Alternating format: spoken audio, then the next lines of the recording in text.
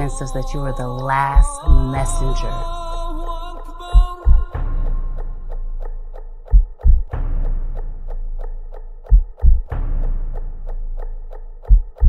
How many other bastard children do you have? What? I said Malcolm alleged that some of Elijah's women were underage secretaries, and can you expound on that? Yeah, well, I guess they were, because they were there. I seen them. I seen them myself. It's all true. It's all true. Good evening, messenger.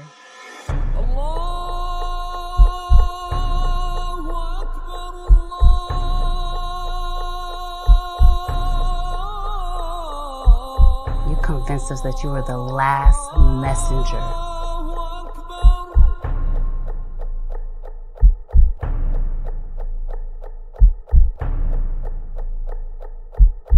How many other bastard children do you have?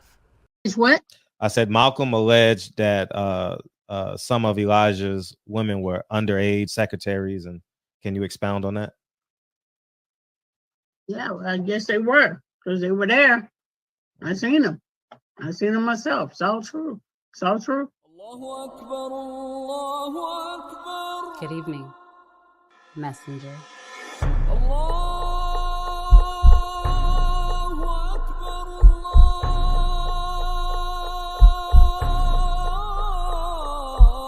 You convinced us that you were the last messenger.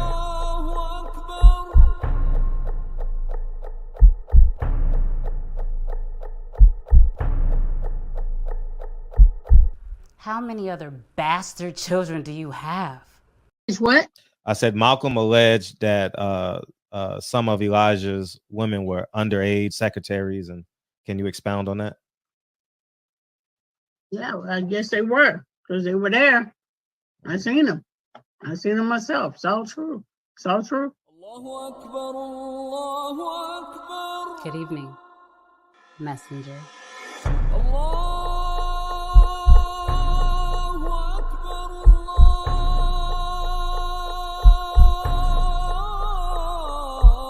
You convinced us that you were the last messenger.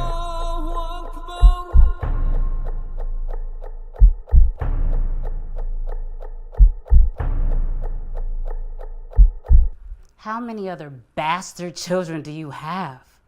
What? I said Malcolm alleged that some of Elijah's women were underage secretaries, and can you expound on that?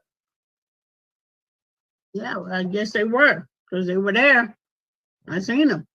I seen them myself. It's all true. It's all true. Good evening, messenger.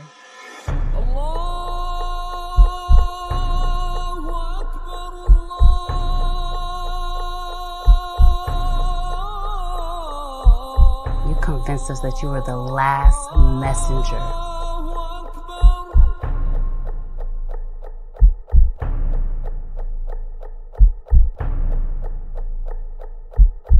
How many other bastard children do you have? What?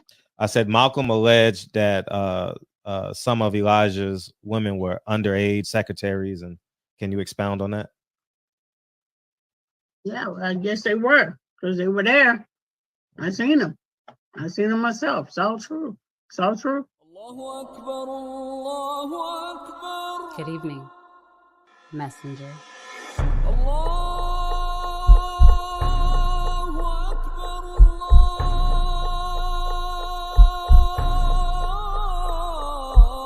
You convinced us that you were the last messenger.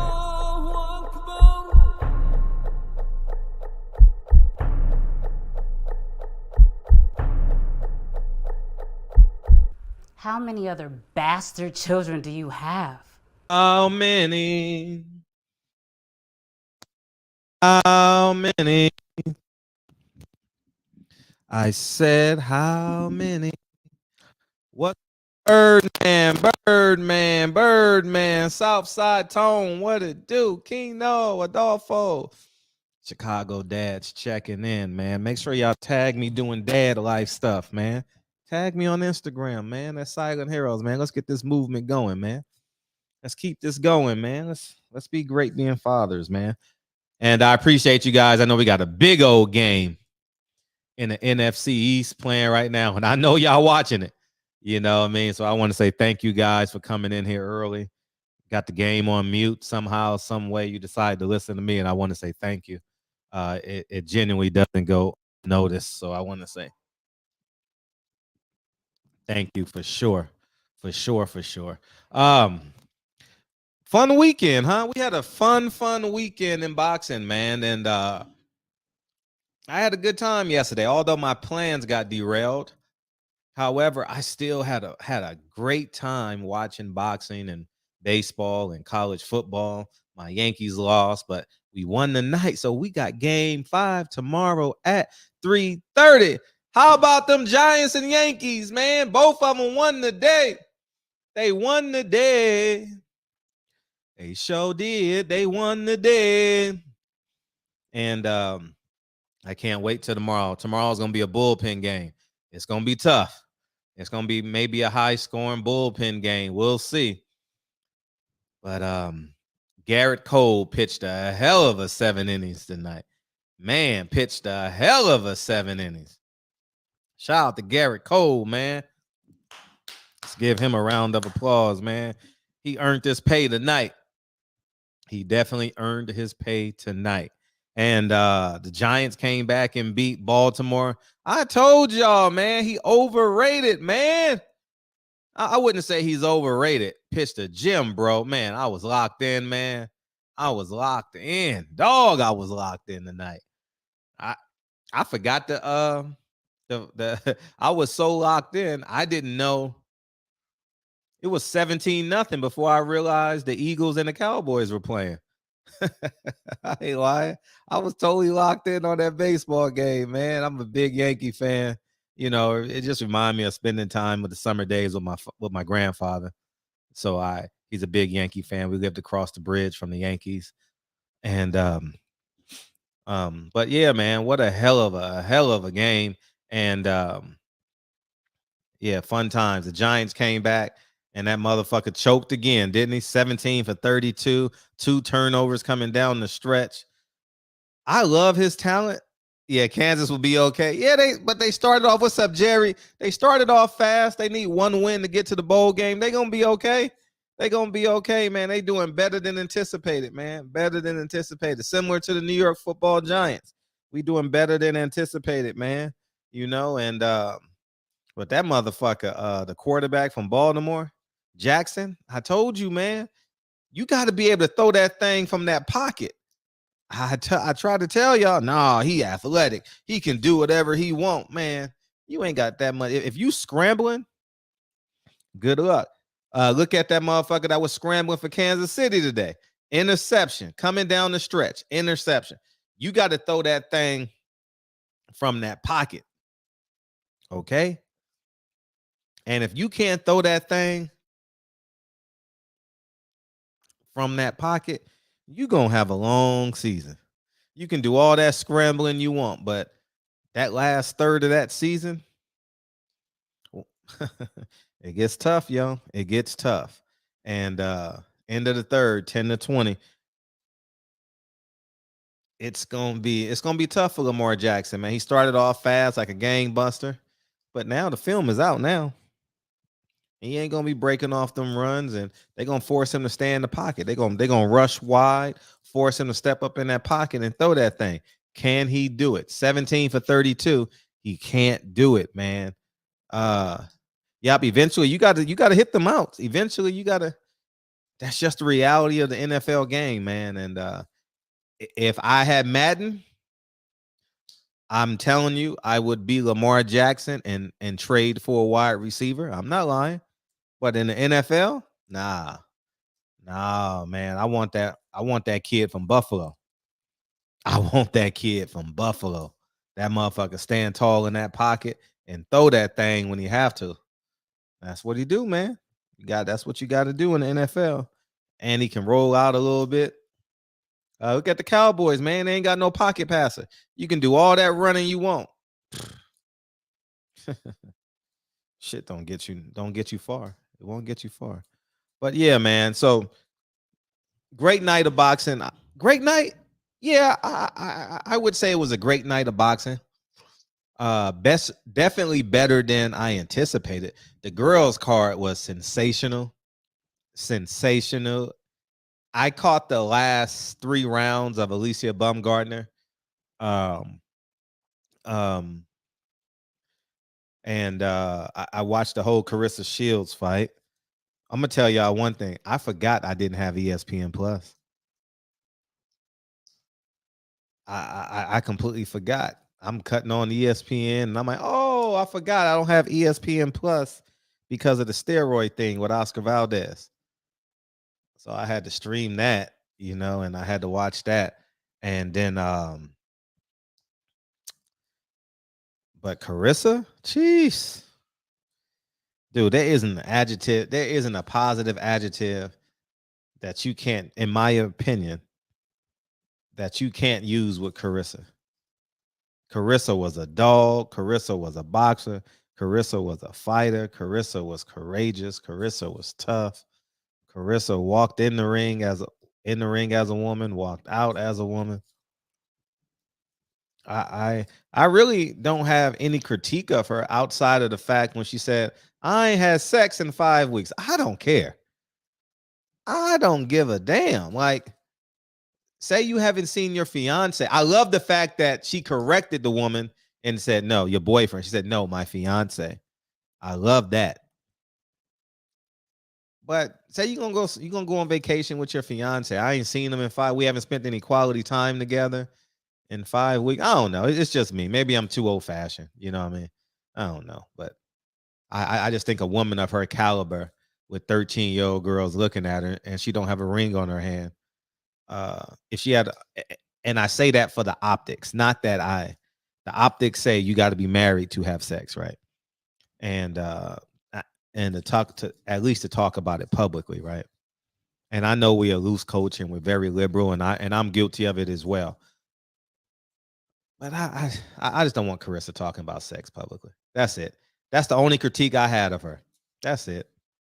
That's it. Go on vacation with your fiance and have a great time. And great fight, man. Carissa had me a little emotional because I know what she's gone through to get to the position that she's in. And my respect for her has grown over the years. And I could do nothing but respect her. Nothing but respect her. Nothing. The utmost respect. Alicia Baumgartner, the same. I don't know. I only interviewed Alicia Baumgartner one time. That's it.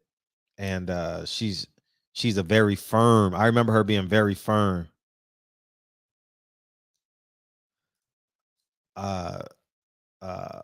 I remember interviewing her, and she seems very forward. She interviews downhill, if that makes any sense. Like very straightforward, aggressive, and she interviews at a tempo that you got to keep up with. But I only interviewed her one time, and that was the J-Rock Jared Hurd fight. And she's awesome. She's awesome. She's great for boxing. Yeah, thank you, Dre Finest. She's great for boxing. Thank you, Chicago's dad. And I'm gonna tell you the thought that I had that I didn't post just because I didn't feel like engaging at the time. Just think, Floyd Mayweather had all this in the palm of his hand. He could have signed Carissa Shields. He signed Savannah Marshall, and he had Latondra Jones. He had all this. Latondra Jones could have been Alicia Baumgartner before Alicia Baumgartner. I'm just saying, and oh my gosh, the fact that she had to go overseas and Floyd said he was going to take his plane and go overseas. This ain't no attack, but I'm making to say how we relinquish power. We say we want power, but the reality is we don't really want it, because when we have the opportunity to claim it, we don't like the fact that we got to crawl. In this generation, to obtain power, we got to crawl. In the next generation, to walk, and then the generation after that will run. But in this generation, we got to make these sacrifices, and we missed the sacrifice. Eddie Hearn is the biggest benefactor of this women's boxing, and rightfully so. He deserves it, man, because he's done a hell of a job promoting the women's sport. And Claressa Shields deserves a great deal of respect for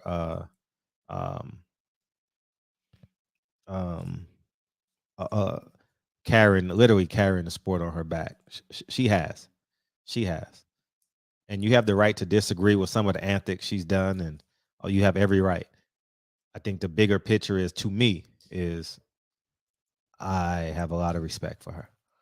And then we fast forward to the night's action. And so Dre got called into work. I'll tell you how my day went. I canceled my little gathering with my friends because it was raining when I got up in the morning. And when you got outdoor patio stuff, it's gonna be too damp and shit for the people. So I just canceled it. Dre got called into work, but Dre was gonna take the kids to the party yesterday. And so I not that y'all care, but I'll give you guys. So you gonna say, oh, you didn't order the fight. I couldn't. So I had to take the kids to their cousin's party, and Grandpa was there, and Grandpa's a diehard Dodger fan, and Dodgers were in an elimination game, and I can't say, Grandpa, can I order the Deontay Wilder fight?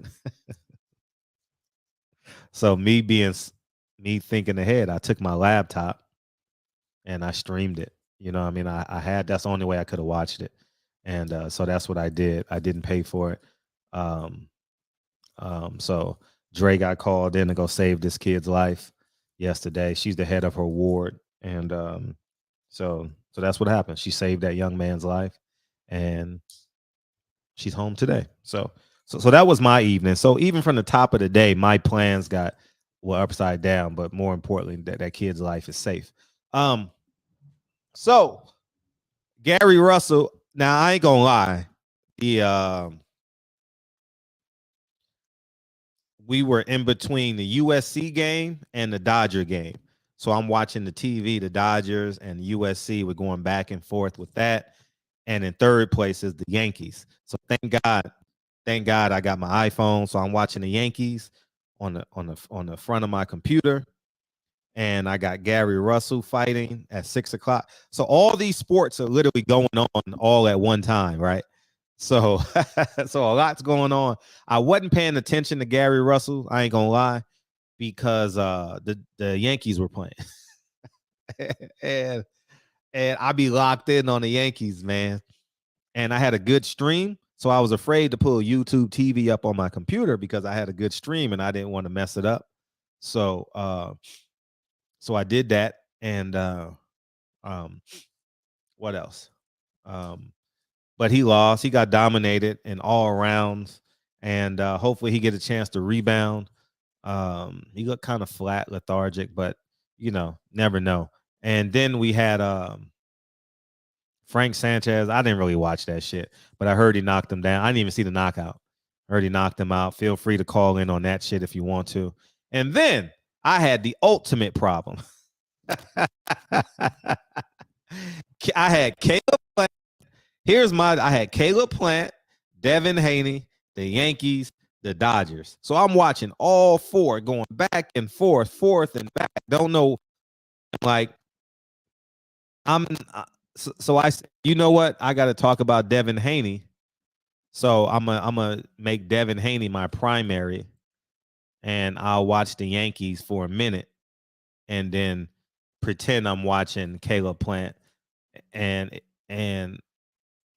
Caleb Plant was on mute, so I didn't watch. I didn't even watch the knockout. I only knew who was winning because they showed the CompuBox. So I don't know what happened in that fight. I just saw the knockdown. I saw the rough housing, and that was it. But I watched the full Devin Haney fight, and let me tell you, I was happy with Devin Haney. He showed progress. You know, he showed the ability to want to, which is important. You know, I'm happy for him. He is literally one of the few world champions that we have. And what I mean by world champions, the man is fighting in different areas and different regions and different countries and different zip codes. So typically when you become a champion in America, you stay in America. And but Devin Haney is a world champion, and I am elated that he won. He didn't get the knockdown, although I saw that he was pushing the gas a little bit more. And I think when the competition gets better, he will in turn get better. And so I want to say congratulations to him and Mr. Haney. Phenomenal job. Like, I have nothing bad to say about it. And I'm glad that he chose to sit on his punches a little better, find the pockets where he can throw hard shots and then stay out of harm's way. I'm happy. Because what I didn't want, and you can't defend the truth with a lie, right? Is when people say, "Oh, he's not that he's boring, but he didn't put on a crowd friendly performance." I thought it was definitely more crowd friendly. And as he steps up in challenge with Lomachenko, we'll see what they do. You know, so we got Lomachenko October 29th. So I was very pleased with him. And then we moved to the main event. I didn't see the knockout, y'all. I ain't gonna lie to you. I'm watching all these sports at one time. I thought it was a left hook. I thought it was a left hook because he was against the rope. So I'm thinking he got to go left to get out. So I just assumed. I thought it was a left hook, and on the replay, it was a right. It was a right, and it reminded me of Tank Davis rolling, but with opposite hands. And I'm happy for him, and we can get to the post fight press conference together. I don't need to break that down, but I'm really excited to hear from y'all. I missed y'all. It's been a couple of days. And I'm really excited to see what you guys have to say about the fight. I'll open up the phone lines as well. And we can rock and roll, man. But yeah, good day of sports, man. Good day of sports. Man, shit, great day of sports. Alabama lost. I'll tell you the games that I lost. What the fuck is going on? Oh, no, he got it. It was what'd I get right? I'll tell you the ones I missed. I missed the Alabama game. I missed the Yankees and the Dodger game. That's it. Those are 3 games I missed. Everything else I hit on in terms of betting. So which wasn't too hard, you know. So but so I hit 5 and lost 3. So I was up a little bit on the day. So yeah, game 5 tomorrow, man. Game 5 tomorrow. So it was I was up a little. What's up, Mr. Fuller? Dr. Fuller, what's up, man? How you doing, man? The Yankees won tonight. What's up? Yankees won. I didn't watch that. I didn't watch that, brother. Mm-hmm. Yeah. How you doing? I'm doing excellent. How about yourself? Super, dude. Great to hear from you. Yeah. I didn't do any betting though. Mm-hmm. I spent my $75 on that Wilder fight. And tell me what you thought. Very short lived. I like what the brother said more than I like the fight itself. Well, let's talk about that because you're the perfect guy to talk about it with. Well, I just think, man, his, you know, he just has a heart for it. His speech, the topics that he addresses, very unfamiliar for most fighters. Mm-hmm. Most fighters don't talk about that sort of thing in public, and but he talks about justice a lot. Mm-hmm. You know, equity. You know, just treating people the way you want to be treated, and I think that was a good message that he had in regards to breaking down some of the hate that's in the world. Right. You know, You can go as deep as you want to on that. That applies across racial lines, inside of particular ethnic groups, self-hatred that you see amongst Black people in our neighborhoods, in our communities. But oppression brings that about, both economic oppression, spiritual and mental oppression will bring that about over time. So I thought his willingness to make those phrases and speak out in that fashion just shows his heart. You know, the dude's got a good heart. So yeah, he's got a good heart. Now, as far as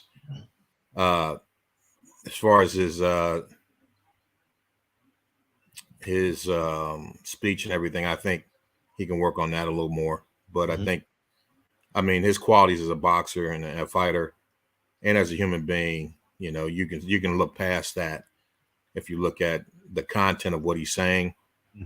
Very few people have the courage to speak to that in public like he does. So right.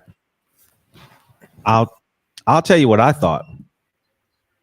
I'm gonna work backwards. I'm gonna tell you what I thought today. I was upstairs and I was gonna call him and then I was like, nah, I'll call him in the middle of the week. He's probably still with his family, still doing what he needs to do. And the reason why I was gonna tell him was that if you're talking like this, no, I said you're talking as if now you know silence is a sin. And when you come to the realization and accept silence is a sin, now you accountable, dog. And when you choose this life on a platform, on a stage like he has, they gonna get you out of here.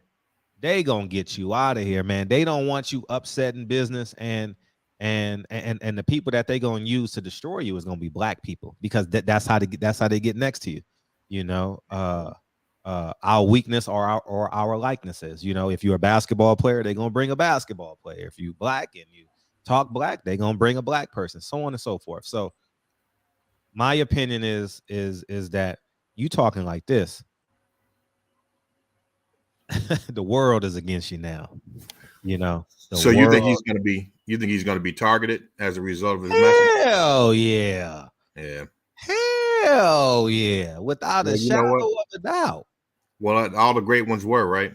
I mean, you know, that's why when you ask me, does Floyd when Floyd Mayweather talks about he's the greatest of all time, I just have, man, his it's laughable. I mean, you think about it. I mean, look at the sacrifices that Muhammad Ali made.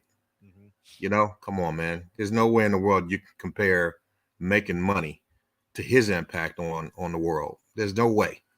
There's no comparison. And so Deontay Wilder, the way he speaks out against social injustice, things that are unfair and inequitable in life, right? You know, and the condition of Black people in this country, the way he's willing to speak out about that and promote fairness, promote people just loving each other and doing right by one another. The way he promotes that, right? That's, man, I mean, what else could you ask for in a human being? You know, you can't really ask for much more than that, right? You know? So let me tie this button, L, then you can go. Feel free. See, he's going against Al Heyman, Bob Arum, everybody, and then part two to that is these fighters ain't gonna go with him because they still gotta take care of this before they can even consider stepping out on a limb. And I'm being honest. I hope he's prepared. I'm just saying. I just hope this man is prepared, because if he's not, and I'm rooting for him. You know what? Yeah. Here's the thing, man. This is what I believe. You know, when it comes down to it, How could you not be prepared to say the right thing? You know what I mean? How could you not be prepared? The bottom line is here's when it's all said and done, we're just passing through anyway. We're just passing through anyway. And if you fail to speak the truth on something as critical as that, as what he's talking about, this is happening not just to a couple hundred people. This is happening to millions of people, tens of millions of people in the country, and it's really driving the country in a bad direction where it's not going to be able to recover from it. So him speaking on those things, speaking the truth about this critical issue, how could he not if that's what God puts on his heart? And when it's all said and done, I mean, you're gonna lose some money over it. So what? You know, I think that's why, like, I think people that are kind of groomed to have that type of voice in society, God has put you on the bottom where you have nothing, and then he builds you up from that so that you are not afraid to go back there. You know what I mean? You're people that have always had things laid out for them, always had the silver spoon in their mouth, you know, never really suffered, or this dude was sleeping in a beer truck. Right. You know, I mean, he come from absolutely nothing.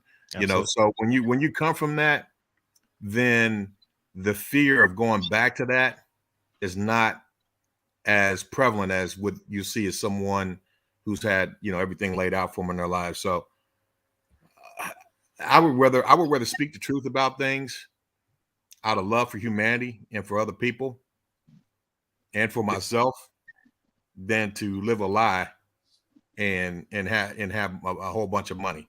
I wouldn't want to live like that. I mean, you know, stand for nothing, fall for anything. That's basically what it comes down to. What's up, Al? I'm proud of the brother. What's up, Fred? What's up, man? Yeah, great point, Mike. And you know, this is what drew me to Deontay Wilder long ago, man. You know, when I first heard him speak, this was shit when he was an amateur, man. And I remember the first time I heard him speak, because my cousin, we was debating. He was like, man, why you like this dude so much? And I said, man, yeah, he not the greatest boxer. He don't got all the skills in the world. But I said, man, he got a determination and a will that I can just outright see that's going to take this man a long way, you know. And he spoke about his daughter. And I can just see that he was convicted to the words in which he spoke. Like, I knew he was serious about it. So I seen that in him, and I said, man, I know this brother telling the truth. It's kind of like when I first saw Haney Train. Remember, Fred, when we went to Vegas? I said, man, I like this kid. You just see things in people, and you can see their conviction. That's all I need to see sometimes.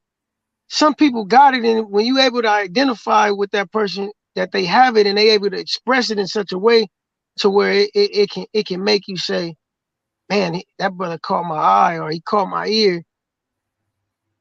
It resonated with me, and he's been the same throughout. You know, like, it's like you say, is he prepared? I'm with Mike on this shit. How can you not be prepared? He been prepared for this. He been consistent. He ain't never changed. Like, he willing to stand in that fire. Like, and if you notice, it took certain things to occur in his life and on his journey for him to become more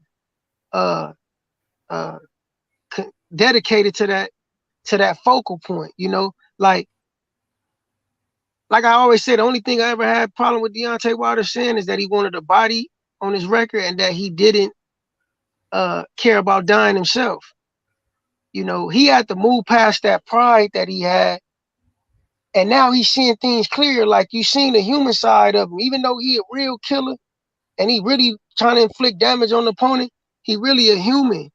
But he had to go through that trial and tribulation, that Tyson Fury. He had to be humbled in such a manner so that he can really, his real self can show, and he can really be prepared for his real journey. And really, he's a humanitarian. Like, the dude is really for the people. Like, it's growth. He had to he had to evolve on the course of his journey. And part of that journey was having to deal with the pain that came with all the things he went through with dealing with those Tyson Fury losses. Like, it was bigger than just a loss. Fuck the loss. That was his growth process. He had to go through that pain. See, the pain disappeared when it done teaching you your lesson. Once you didn't got taught your lesson, now the pain gonna dissipate. It's gonna be gone. The loss wasn't the pain, it was the pride he was dealing with. Because that's what was in his way and stopping him from truly evolving into the man that he's supposed to be. And we got to see that last night.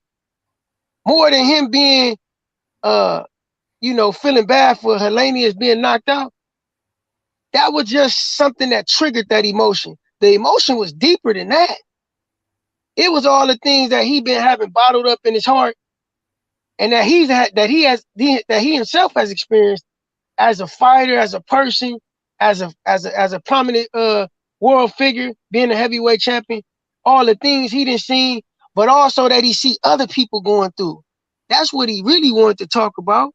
It was bigger than Hellenius getting knocked out. That just something else to lead into the emotion. But the bigger picture was him getting closer to expressing on a grand scale what he really want to talk about.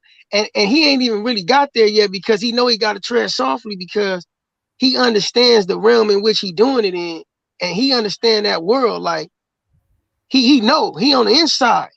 So I think, like I mentioned to you, Fred, just him being an advocate like he is, the game need him. Like, he really the Ali of our era. Like, ain't no other athlete gonna really come out and speak like Wilder, man. Wilder he always been that way. Now he's starting to realize, like, he's maturing. He's maturing mentally. He maturing emotionally as a person. So now his direction and his focus gonna become more intent, and it's gonna become more. He gonna become more driven, and you're gonna start seeing the deeper things that he want to really speak on, and he gonna start having a deeper impact on society, little by little, as much as he can. But they are gonna get him, though. They are gonna come attack him, though. But I don't think he give a damn. He Deontay Wilder, man. Like, he to me, he ain't no punk, man, when it comes to standing up to the powers that be. Like, he know what it is.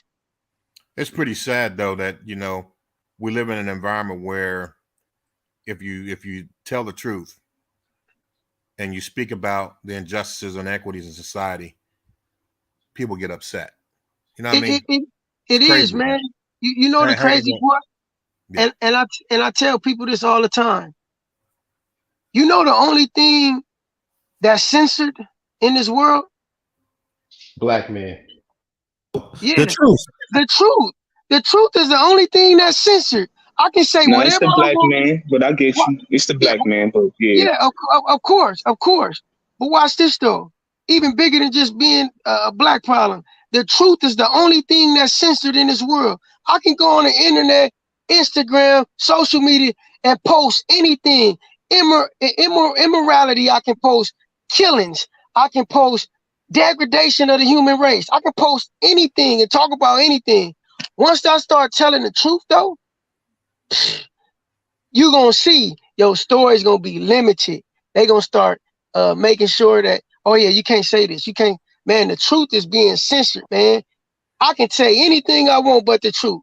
It's sickening, man. It's fucking sickening. And the masses of the people is falling right in line with this gullible bullshit, to where, oh, man, we can't say that. Man, shit, nigga, we dying for some reason, nigga. I'm going to die for something I stand for. Nigga ain't going to kill me being no punk or shut me up being no punk.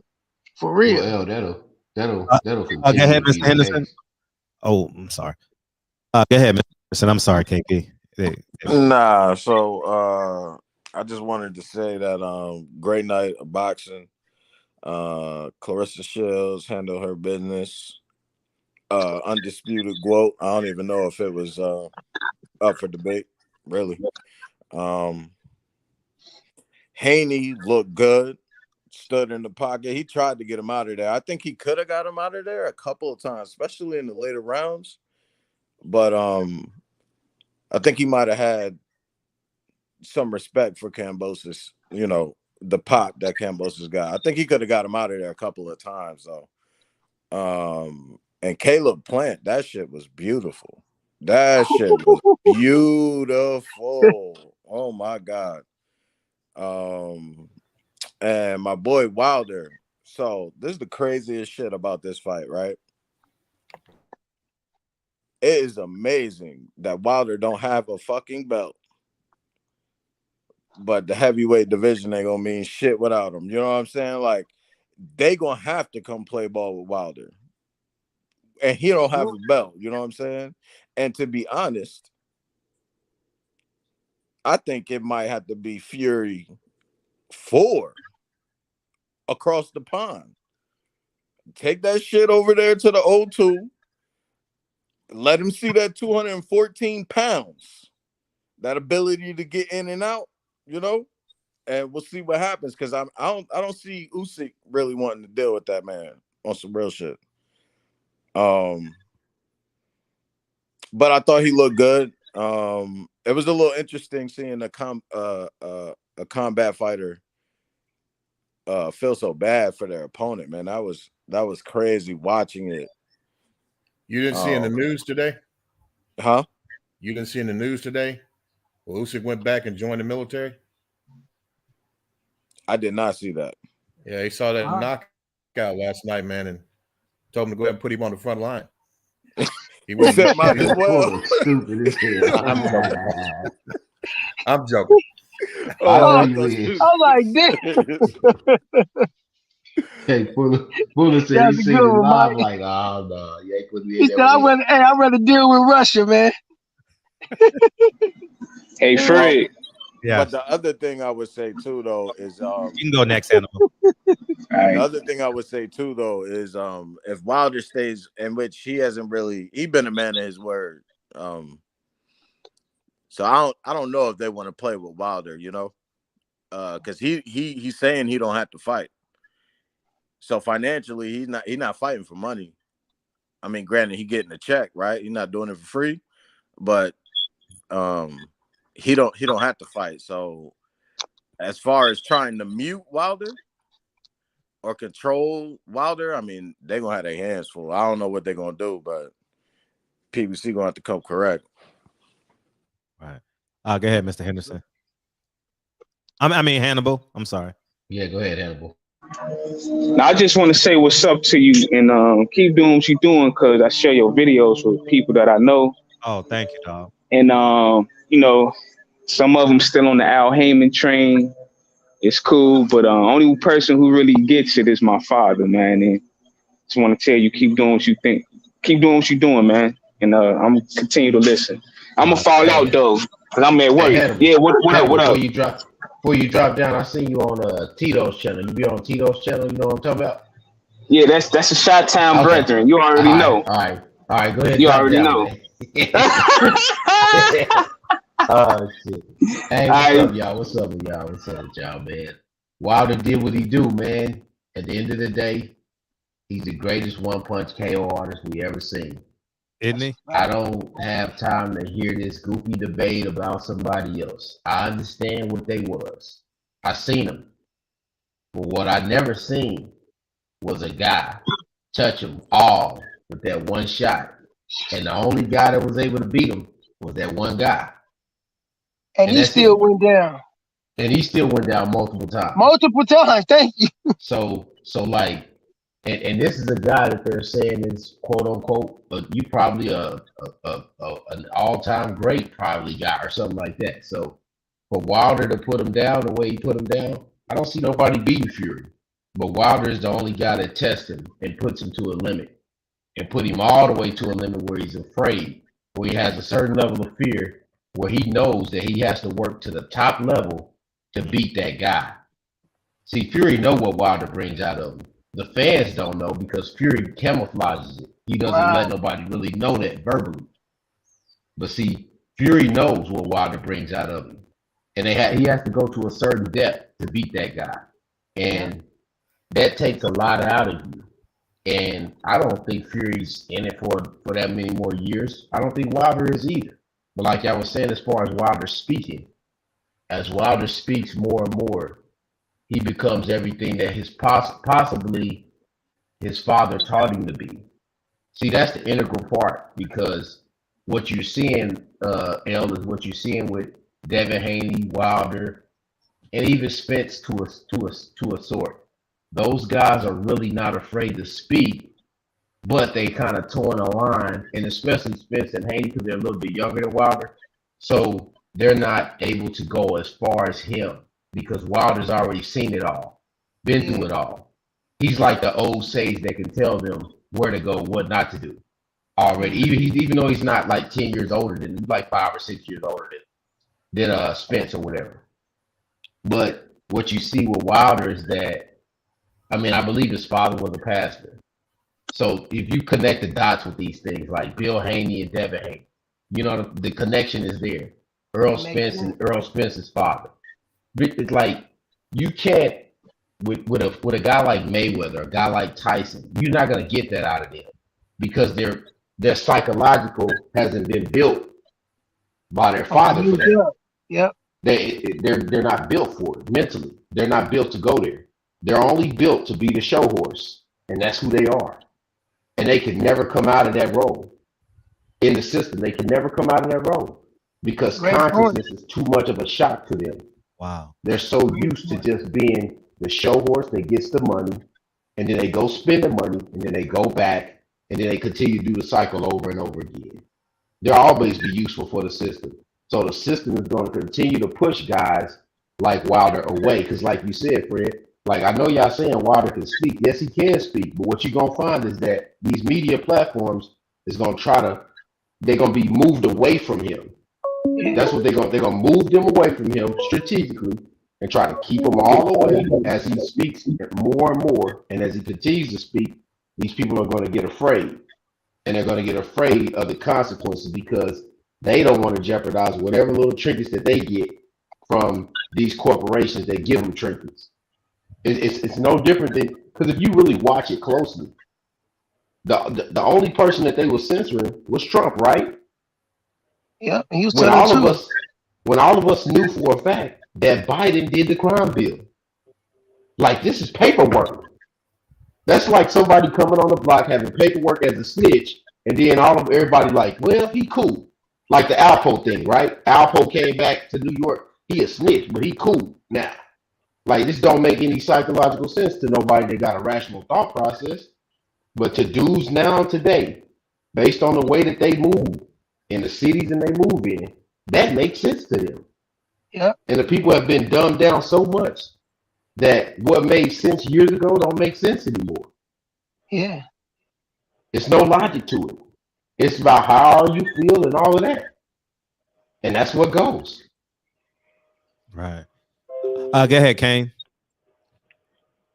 And then we got Jerry on the line. Go ahead, Kane. What's going on, brother?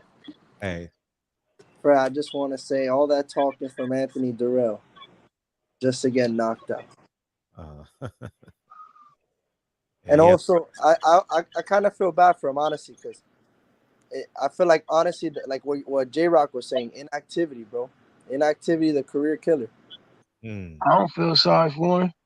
No, I just feel sorry, like, bro, for the career. Like, he disrespected that man. I feel like if he would have been more active, obviously, it would have been a better fight.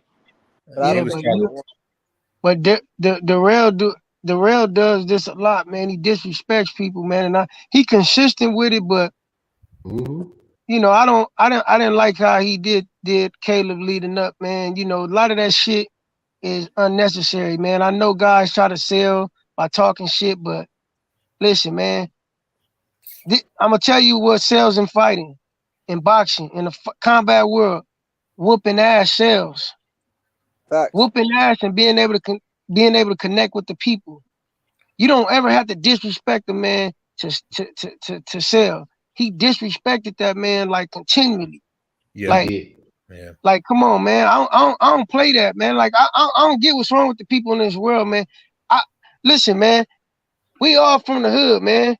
We all done seen where you don't have to do nothing to get smoked in the hood. You get your brains blew out, nigga, just for being innocent. Yep. Why Why provoke somebody to do harm to you? Like that's how. Like I don't talk shit to people in disrespect because it can get ugly. Like why would I provoke somebody? Like I don't have to do nothing to get killed or motherfucker to direct some bad energy to me. But for me to provoke it unnecessarily, like you don't gotta. People think that's cool now to disrespect people and yeah, I could. Man, it ain't nothing cool about disrespecting another man for nothing, bro. It ain't no fucking point of doing that. So he got knocked out. Good for him, bro. I'm glad he all right. I don't want the man to be hurt. But when they tried to like attack Caleb Plant for him doing a little, putting dirt over him, man, so what, man? Hopefully that nigga get humbled by that. Cause nigga, at the end of the day, we all men, bro. Like people, men need to get back to being man and respect people. Hey, man. you know what that reminded me of? That reminded me of Charlo and J-Rock. That's what it reminded me of. Yeah. That exact moment in the ring. I didn't have no feelings about the real getting the dirt threw over him. Caleb Plant was. He talked all that talk. Yeah, right. Nobody cared about Ricardo Mayorga after he did all that shit to Oscar and Shane and all them. Exactly. I'm good. That's on him. Right is right. Just like Caleb Plant said, man, skin color don't win fights. This win fight in that heart. That's it, bro. Right is right, wrong is wrong. You shouldn't have been disrespecting that man, and you did it with foul intent. I ain't no excuse for that, man. No, and one thing I didn't hear Caleb Plant return that level of disrespect. I mean, when he didn't. When he called him bees, and he was calling him bees and peas, and I don't think I don't remember Caleb Plant being that personal about it. He kept it kind of a competition thing. So exactly. when he got knocked out, it was embarrassing, but he deserved it. Yeah. He was disrespecting the man, and he didn't come in there ready to back it up. So there you go. That's what happens. It is what it is. Go ahead, Jay. And Caleb showed his character, honestly, because I mean, I'm guessing we all saw the face off at the weigh-ins. I mean, he was super disrespectful, putting his forearm in his face, and Caleb's just like, man, just get out the way, man. I'm gonna take care of business until tomorrow, man. But I get what you're saying, bro. The disrespect. I mean, just look at Kambosos. All that talking last fight to this fight, quite like what they were saying, church mice. They didn't say anything. They were trying to deflect. Oh, we're not. They're all hyped up. They're rattled. Man, in reality, the ones that were rattled were Kambosos. Like they had no shot, and they were the ones talking the most out of everybody. Yeah, society need to get back to holding men accountable to being men. Respect people, homie. Stop just running your mouth just flagrantly, man, for no reason at all, just to sell a fight or whatever, man. Because, man, disrespect is not to be tolerated, man. That was beyond selling a fight, though. What he was doing. Because he had ill intent, man. It was intentional, bro. It was intentional disrespect. It was cringeworthy to watch it, man. Yeah, man. Like, come on, man. That ain't even cool, bro. Like L, it was kind of taken away from the headliner because he talking so much. Because Wilder and Hellenius didn't do that, and they fought. They know each other. Yeah. But Wilder has a level of respect for everybody he fought. Like I just don't see how these dudes do that. Like, so you gonna go in the ring with a dude that could possibly kill you and disrespect you? Look at Pacquiao. Because can't nobody stop him from killing you if he want to go 12 rounds and he can actually put it on you. But the ref, you at the mercy of the ref. Right. Look at Pacquiao, man. Pacquiao, nicest dude ever, man, but was a killer. When he wanted to knock you out, he was gonna knock you out. He had to disrespect you. If you really possess that and you got all that, man, just go be it in the ring, man. Like my coach used to tell me, man. Even in weigh-ins, whatever, man, he said, man, don't expend no needless energy on nothing. Use it all in the ring. Use it all in the ring. Believe me, the man that's talking a lot is usually the one that's the most afraid, man. It's not always the case, but a lot of times it is, man. It look good when you can back it up and do what you say, like Ali when he said, I'm gonna take him out in 3 or whatever. It was good, but he backed it up. If you're not really about that, man, just go in there and put that effort into being the best person you can be in that ring on fight night. Hands down, point blank, period, man. Hey, Fred, can I get my closing remarks real quick? Oh, you about to get out of here? Okay, sure. Yeah.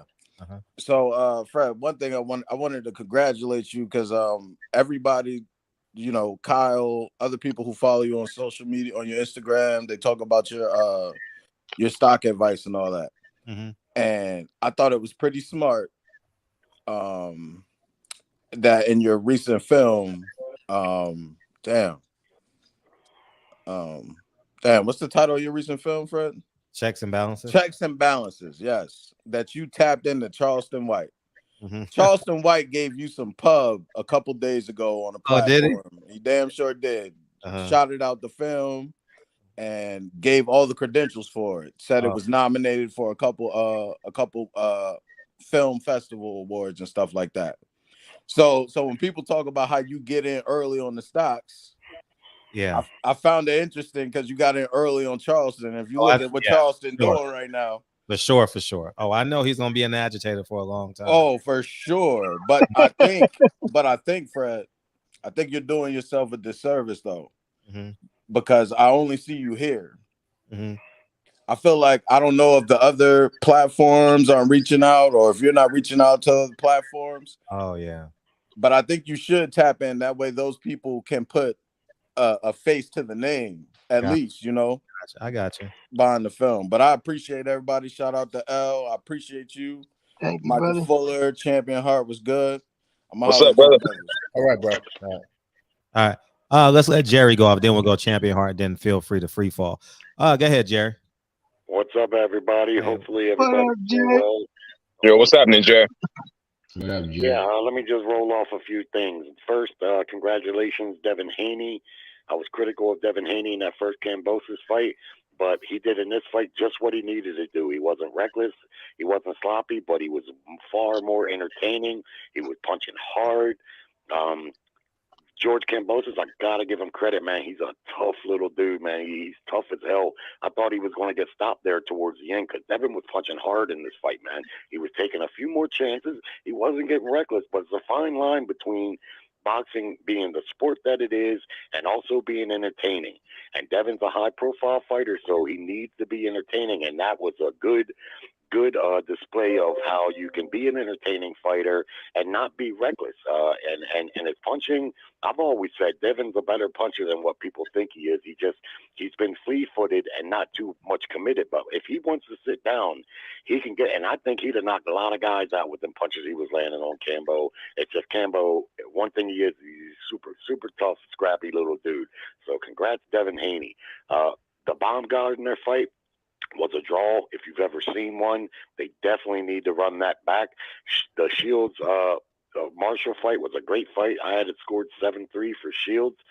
She is undoubtedly the best female fighter we have seen. She was in there with a top-notch quality opponent, and Marshall gave her a hell of a fight. By her own admission, that was her hands down her toughest fight. She said she couldn't see out of her eye. She acknowledged her power, and but still she persevered and won the fight. It was a very fair outcome. I don't have a problem with Baumgartner getting that 1 point. It wasn't like Meyer was robbed, because I could have seen it going 1 point either way.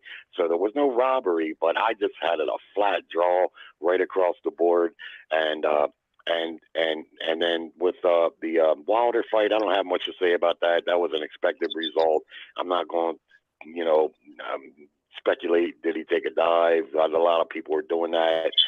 It was a hard punch to the nose, but what makes me wonder is if Helenius couldn't take that shot, how was he able to be a decent sparring partner? Because I don't have much to say about the Wilder fight, because to me that was an expected result. But I will say this. Now, I typically agree with L on a lot of things, and I brought this topic up last night, and you guys just touched on it. And it sparked a hell of a debate on the show that I was on. I mean, a panel lit up. I mean, wow. Yeah. And that is Plant's actions. Hello? What happened? I think Fred dropped off. We lost Fred. I think Fred dropped off. And we're in his own screen. Go ahead, champ. Hey, KP, what's going on, brother? I'm straight, man. Go ahead. All Fred right, all dropped right. off. He must have some technical difficulties. Go ahead, champ. Right. L, my brother, man. How you doing, man? I'm good. How you doing, brother? It's all What's good. happening, It's all champ? good. Michael Fuller, man. Salute Oh, to I'm you, my sorry. brother. Yes, Hey, sir. champ. Hey, champ. My Yeah. computer went out, so can you give Jerry a chance to respond? No. It's cool. It's cool. Go ahead. Because I want to reply to some of the stuff he's saying. But go ahead. Yeah. The trash talking before a fight, if you look at the Shields Marshall fight, they did the same thing pretty much, in my estimation, that Plant and Darrell did. They belittled each other's accomplishments. You ain't fought nobody. I'm going to knock you out. This happens. This is routine in boxing. Now, I told you, Fred, when I heard when Darrell said it, I've always been a fan of Darrell's, but I did not like the white boy comment. I never like it when any fighter brings in the race of the other fighters. That I don't agree with. So he was out of line with that. But to me, I believe in sportsmanship, and I know he was hyped out because he scored that one-punch KO, but when that man is still on the ground, twitching and unconscious, he's a father, he's a man just like you. Yeah, he talks some competitive shit, just like Plant did before he fought Alvarez, just like Shields and Marshall did, and fighters have done throughout history, but you don't do that while that man is in that condition right there. When he gets up and you see he's okay, if you want to run up and get in his face and rub it in, you got a press conference to rub it in. But to do it right there, at the very least, in my opinion, was a classless move. And you even seen the ref try to stop him from doing it. Classless move, if you ask me. I can't say I disagree with you on that. I think that yeah, that was a bad move. That was a bad look for boxing, in my opinion, for the sport. Yeah. Bad sportsmanship, but you know. I don't mind them celebrating. If he wants to jump up on the ropes, you know, maybe even run to the corner and get in their face a little bit. Man, that's one thing. I understand you're hyped, but the action that he did, and I'm not saying he needs to be thrown entirely under the jail and locked under the jail, but a bad look and seemingly uncharacteristic for a Plant from what I've seen from him. And lastly, I'm going to say this about Plant. Without speculating too much, that snack program looked like it's being pretty good to him. For whatever the fuck that snack program. Let me reply to that, Jerry. I think what Caleb Plant did was an equal opposite reaction to what happened to him at that press conference. Caleb Plant never disrespects any fighters. I didn't hear him talk like that to nobody, whether it was Canelo or nobody else. Now, maybe they'll go back and forth, but I ain't never heard him call none of them black fighters a B, a H, none of that. That man called him out his name and everything, and he put hands on him, and he went to sleep. If he didn't want to go to sleep and get stood over like that, he should have kept his hands up and protected himself at all times. That's on that man. And he got a check for it, too. So he all right. He be all right. That point. I'm going to respond at the champion. Go ahead, champ. Yeah, on the Baumgartner fight, I figured that was going to be a tough fight. You know, like Jerry said, some people said it could have went both ways, but it went the way I called it. She pulled that out. I figured she would squeak it out, but it was a tough fight. But I figured she would squeak it out. I was like you, Fred, the night of the events, man. I had my laptop. I was in St. Louis, and my mom don't know her Wi-Fi security number, so I had to listen to people call it, man. But I was able to go back and catch some replays. So I have seen some of the fights. And I wanted to also reply to Caleb Plant deal that Jerry was talking about. I feel that Darrell got what he deserved. The disrespect that he had for Plant, you know, I didn't hear anybody talking about the disrespect that he said, the things that he said to Plant. No, there was no energy toward that, you know. But when Plant, you know, put them hands on him, you know, now, you know, everybody got all this energy for Plant. I didn't feel that it was unsportsmanlike at all. I feel that Darrell ran his mouth and he made it personal. And when you do that, you know, like Elle said, you know what I'm saying? When you make it personal and you go into that extreme, what's gonna happen is gonna happen, and it is what it is. And like KP just said, my man is fine. He got a check for it, and he's good. In my opinion, Darrell should have retired 4 years ago. Plant is not battle tested. Like I've said before. And you see what happened as soon as you put pressure on him, he crumbled like Canelo did. But when you get knocked out by Plant, you definitely need to retire. This what I'm gonna say, Jerry, and I agree. In any other case, that would have been uncalled for and inappropriate. And to be honest with you, truth be told, I was going for Darrell to win the fight. I like Darrell, but watch this. That's why you gotta. Anytime I say anything, I always have a specific reason why I make mention of, my stance. And I use an intentional word when I describe what I took from that. Now, the disrespect in boxing, yes, it's commonplace. We see that it's commonplace to sell the fight, to make it exciting, and it's really nothing meant from it. But I mentioned I mentioned the word. I mentioned two words that derailed what his disrespect was. It was ill intended. He did it with ill intent to purposely disrespect this man, to get in his head, to belittle him, to degrade him as a human being, and it was intentional, man. It was ill intent. Thank you. That right there, I don't see. When a nigga really getting at you and really barking at you and really trying to break you down. It's kind of like a woman that's scorned, that's trying to break you down. That's facts. It's the same, man. She trying to break you down. This what this man was doing. It wasn't like the disrespect that Caleb Plant was doing with Canelo. Like they both knew this is just for show. You see how much love he had for Canelo, and even the way in which he fought Canelo, you can see his respect. That's really why he never hurt Canelo, because he gave him too much respect. But in this fight, you can see Caleb was very, very meticulous with his punches and his game plan. You can see he was very methodical. You could see him leading up to that, to where, man, when I get the chance to lay this on this boy, I'm gonna lay it on him. Like, I was very impressed with Caleb to see that he even peeled back that layer, man. I was like, oh man, this dude is really elite. Like, I'm glad he did that, because his stock just rose. He might be able to get that. He might just get that. Look, watch this. He said, I want to get that Canelo fight again, and then I want to move on to everybody else in the division. He might just get that Canelo fight again. He may just get it. Let me respond. When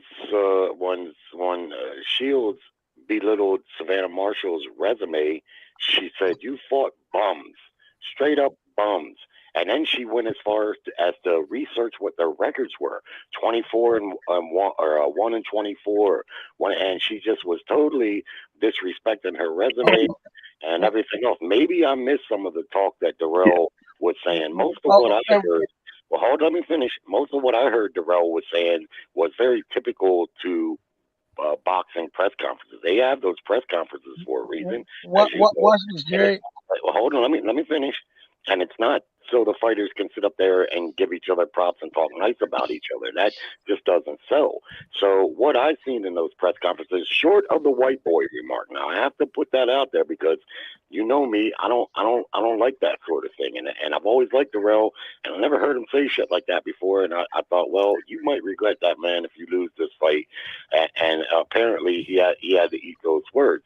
However, the clear distinction for me is where the difference is again, when he's down there in the condition that he's in, what if he was in a coma and you're shoveling dirt on him?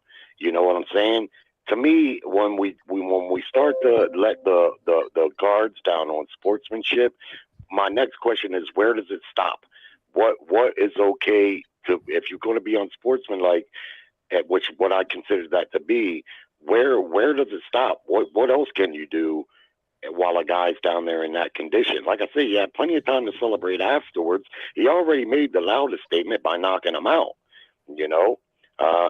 Again, I don't want to make too much of a big deal out of it, but I believe in sportsmanship in all sports, and I certainly believe it in a sport as brutal as boxing.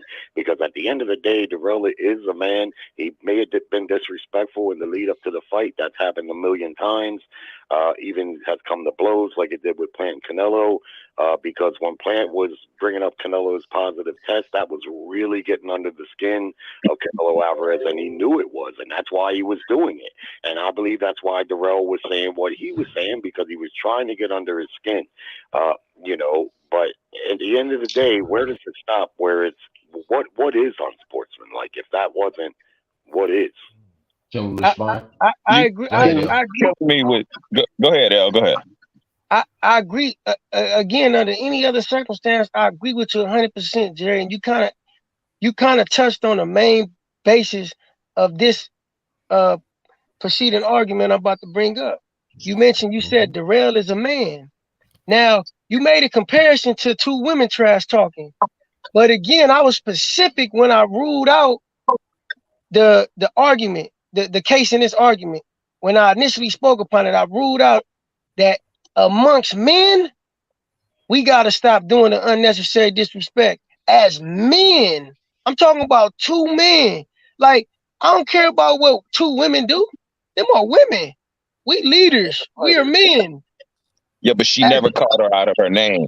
Right. But even if she did, she could have called her bitches, hoes, sluts. Man, as two men, the disrespect and just life in general between men, it's like the level of violence that a man can inflict on another is different than women primarily. Yeah, so the respect gotta be at a higher level, because the viciousness is at a higher level. Yes. Well, see, I think the respect needs to be there, whether it's women fighters, men fighters, football players, whatever. To me, the level of respect should still be the same, but that's not going to alleviate trash talking and shit like that in boxing. And boxing has a history. I mean, I could give you a trillion examples, but you already know what they are. But when it's needed and necessary. When you say he called him out of his name, maybe I missed something. What exactly? Jerry, this is what he did. Jerry, he went on that podium and he basically told everybody else that this man was not a man. That's really what he was saying to that man. And with the vitriol that he was saying it, and the voice inflections and the way he said it, the way I received it was basically undressing that man on that stage. And then let's just say this, Jerry, I'm gonna flip the table over on you. So if Caleb Plant, who has a black trainer, says the N-word on that stage, all hell breaks loose. It's over for him. He might get beat up by his own people. See, Darrell can't play that game, because if he says white boy and then he automatically flips back and says the N-word, everybody want to go super woke on everybody. No, you don't play them kind of word games like that. Deontay Wilder made sure he never said that, nothing like that to Tyson Fury, so he didn't get that back. Tyson Fury did play a lot of word games. We seen it happen. But what we did not see is a level of disrespect that man just did to that man. He basically undressed that man on that press conference, and then he got his ass knocked out. I think we can all agree that the level of disrespect that he had for Plant was uncalled for. We can all that it was wrong, no question about it. But when a guy gets knocked out like that in a fight, that's a life and death situation, man. He may or may not get up. You just assume he's going to get up. Yeah. But that's a life and death situation. When you're in that life and death situation, there's no justification for doing what he did. That's like, okay, if someone calls you out your name, calls you a bitch like he did, excuse my language, or called him a pussy a couple times, right?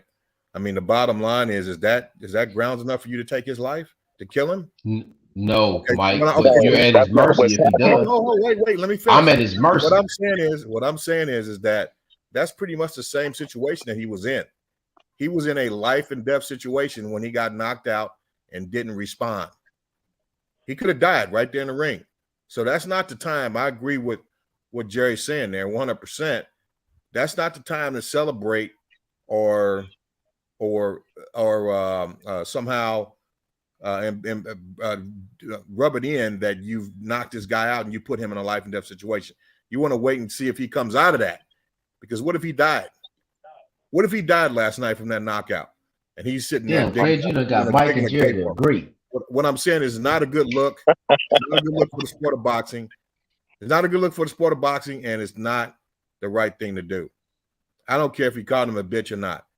You know what I mean? That's not grounds to celebrate the possibility that you killed another man. That's not the time to do that. So that's I think that's the point, and I'll agree with that 100%. You know, there you go, L. There you go, L. Me and Mike, we finally coming to terms that we agree on. Hey, I'm gonna agree on it too. Hey, I'm gonna agree on it too, just for that matter, man. Hey, here comes Deacon, man. Let's let the Deacon in. He preaching, man. Let the Deacon preach. Oh, go ahead. Go ahead, Deacon. Mm-hmm. Hey, salute to everybody on the panel. How you doing, brother? What's up, Dick? I'm absolutely just disappointed listening to this conversation. It's how I feel, and this man could have died. Let me tell you something. Trash talking is a part of this sport, and yeah, it gets really ugly sometimes. But they sign up for this. I did not like it when Ann Wolf stood over Vonda Ward after she knocked this woman out cold, eyes rolling in the back of her head. We didn't know if she was going to get back up. And the referee had to stop Ann Wolf from standing completely over her, pumping in her waist. I don't know if y'all seen that. Yeah, I seen it. That was disgusting. I didn't like that. And I didn't like what Plant did. And yeah, Plant was disrespectful to Canelo. He knew the buttons to push. That's why Canelo swung on him and hit him in his eye. Listen, I seen the rage in Canelo's face when Plant was pushing those buttons. That's a part of the game. That's what they sign up for. And to say that was cool while that man was on the ground twitching, that's what he deserved. Really? I just can't believe some of the conversations I hear, man. And I respect everybody on this panel, but it just blows my mind sometimes the way these conversations goes, man. I just sometimes I can sit back and take it, but sometimes I can't. It just blows my mind, bro. When you provoke stuff, Deacon, you can't say how someone is going to react to how you provoke your actions. You understand what I'm saying? It's like I have a female friend of mine. She was actually stealing cars and joyriding, and she had the nerve to say, "Well, why are they trying to charge me with the fullest?" Who is that? Is that? That's not me. Everybody mute up. Everybody mute up while you talk. Everybody mute it. Yeah. And she had the nerve to say, "Why are they trying to charge me with the fullest penalty for doing this? I brought the cars back." I'm like, "Well, are you crazy? You can't do certain things and then be." Check me hard. I guess you're missing my point. No, I'm not missing your point. What I'm saying is that Darrell provoked that. I've never seen Caleb Plant, like El said. Caleb Plant looked the best I've ever seen. Can I explain to you where I'm coming from? Let him respond, Deacon. Let him respond, Deacon. I've never seen him look like that. So for him to look like that, being provoked the way that he was, you know what I'm saying, is why that happened.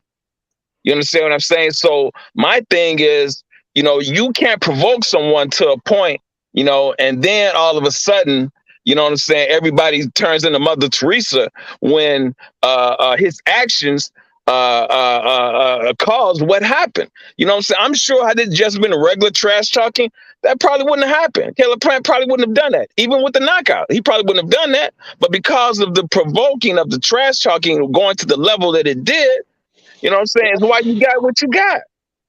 Wow. That's a fact. I'm sure you remember when Ali and Frazier was fighting, and Ali was like, "Come on, gorilla, we in Manila." Frazier hated Ali because he was like, "Why are you doing that?"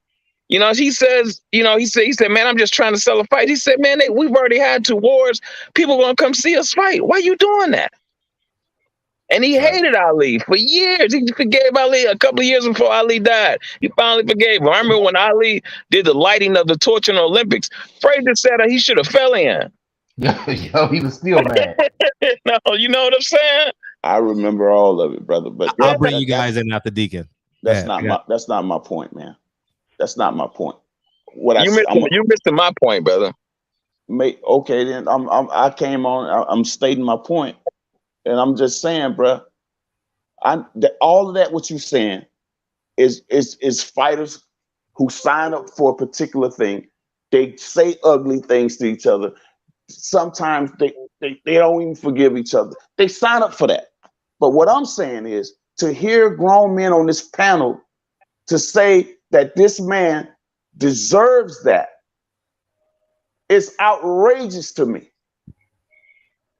That's to have no humility, bro. To have okay, I'm done. I'm done, bro. You know what? I'm done, bro. I just think none of us said he deserved. We just understand That's what I'm listening to. You guys said the man deserved it. I never heard nobody on this panel say deserved nothing. I just heard everybody say last month, he man. got what he got. Wow. Let me ask you this, D. You wanted to kill somebody last month. What the hell that got to do with the price of tea in China? It has everything to do with your everything. Listen, if I come at you, Fred, if I come at you and your family in some type of disrespectful way, I'm looking for you to check me, bro. That has nothing to do with what we're talking about here. Okay, disrespect you. Okay, Deacon, I think what you're I'm telling you, them folks signed up for that, bro. No, but this man on the ground twitching. Champ, let me no.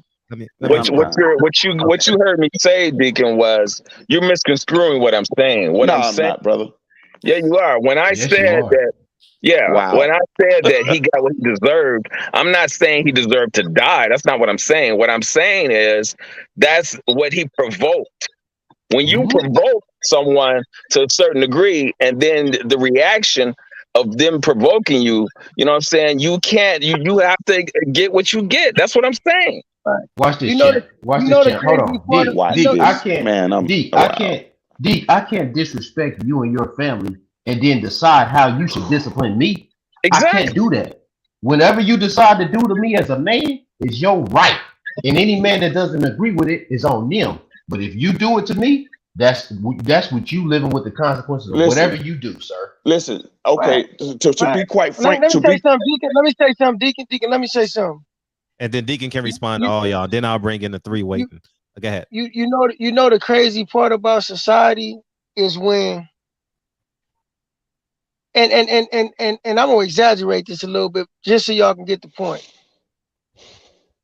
When the criminal is out and about in society, terrorizing society, you know, it's it's cool, everything is good, But once the criminal becomes the victim of his actions, now everybody quiet. Well, he didn't deserve that. Facts. They didn't have to kill him. Exactly. Like, nigga, he was barking up that tree and nobody said he deserved it. But understand, this comes with the territory. He could have got knocked out like that with them being respectful to each other, just like Deontay Wilder knocked the shit out of Hellenius with no disrespect. Exactly. And Hellenius was in the worst position. This is boxing, man. But understand this. I'm not mad at what Caleb Plant did because it was very minuscule in comparison to the way in which he allowed his emotions to respond in that moment was far less severe than the way in which the real emotions had overtook him during the build up of this fight. Like, I understood he reacted in an emotional way. Like, it was pretty much a display of his emotional relief. Like, oh man, I finally made true that I was gonna get rid of this trash talking motherfucker. Like, I'm not gonna knock the man for doing that. Like, it was far less condemning than what Darrell had been doing the whole build up. Like, I understand we as men we do things. What we're trying to say is you got to be mature enough to know. You got to be mature enough to know that okay, you knocked the guy out in the fight. He was talking trash beforehand. He didn't like what he did. But while he's in that condition where he could actually die, he hasn't moved yet. He's still on the ground, just like, having convulsions. And you can't do that. I mean, it's not good for the sport. It's not good sportsmanship, because in that particular scenario, at that particular time, he still could have been battling for his life. I don't give a doggone what if somebody calls you a bitch or a pussy, excuse my language, that's not enough cause to kill them, to murder them, or to celebrate over their possible death. You understand? And so when he's on that ground and he's not responding to being knocked out cold like that, having convulsions, that is not the time to be acting like you're digging a grave. That's not a good look, man. I don't care. There's no justification for that. Jerry, let Deacon respond to all three of them. Then I'm going to bring in the other three. They've been waiting patiently. Thanks, guys, for waiting in the back. Go ahead, Deacon. And that was beautiful said, what Mike said, because at the end of the day, the man had family who was watching this, right? Who was traumatized of not knowing if he's going to get up or not, right? But my thing, it's a deeper thing that I'm really upset about, that I'm not going to speak on right now, because I know it can go left. But this is how I feel. Then we need to go left then. Shit, Nick, man. It's about him being white. That's what it's about. I already know that's what it's about. Why black man defending this white dude? That's what it's really about. And I'm really tired of the racist. You know what, brother? I know that's what it's about. You know what, bro? You a sad case of affairs, bro. You are very sad, bro. Bro, that's some bullshit, D. You very sad, brother. You got that right to your opinion. Man. You got that right to your opinion. It don't make the truth. And for you to have that state of mind and conscious of these facts, right? And to speak the way you're speaking is very sad, brother. You got a right to that opinion, brother. And I'm not gonna knock you for it. I'm not gonna knock you for it. God, everybody got a right to be ignorant. I've never seen such shit, bro. Everybody got a right to be ignorant. Oh my God, bro. I'm gonna tell you something, man. Ain't no way in the head. Deacon, do you remember Nigel Benn and Jerome McCullum? Oh my God. Yes, do you remember that fight? Yeah. Okay. Do you remember what Nigel Benn did after he beat Jerome McCullum? No, not what you mean. What he did? He celebrated.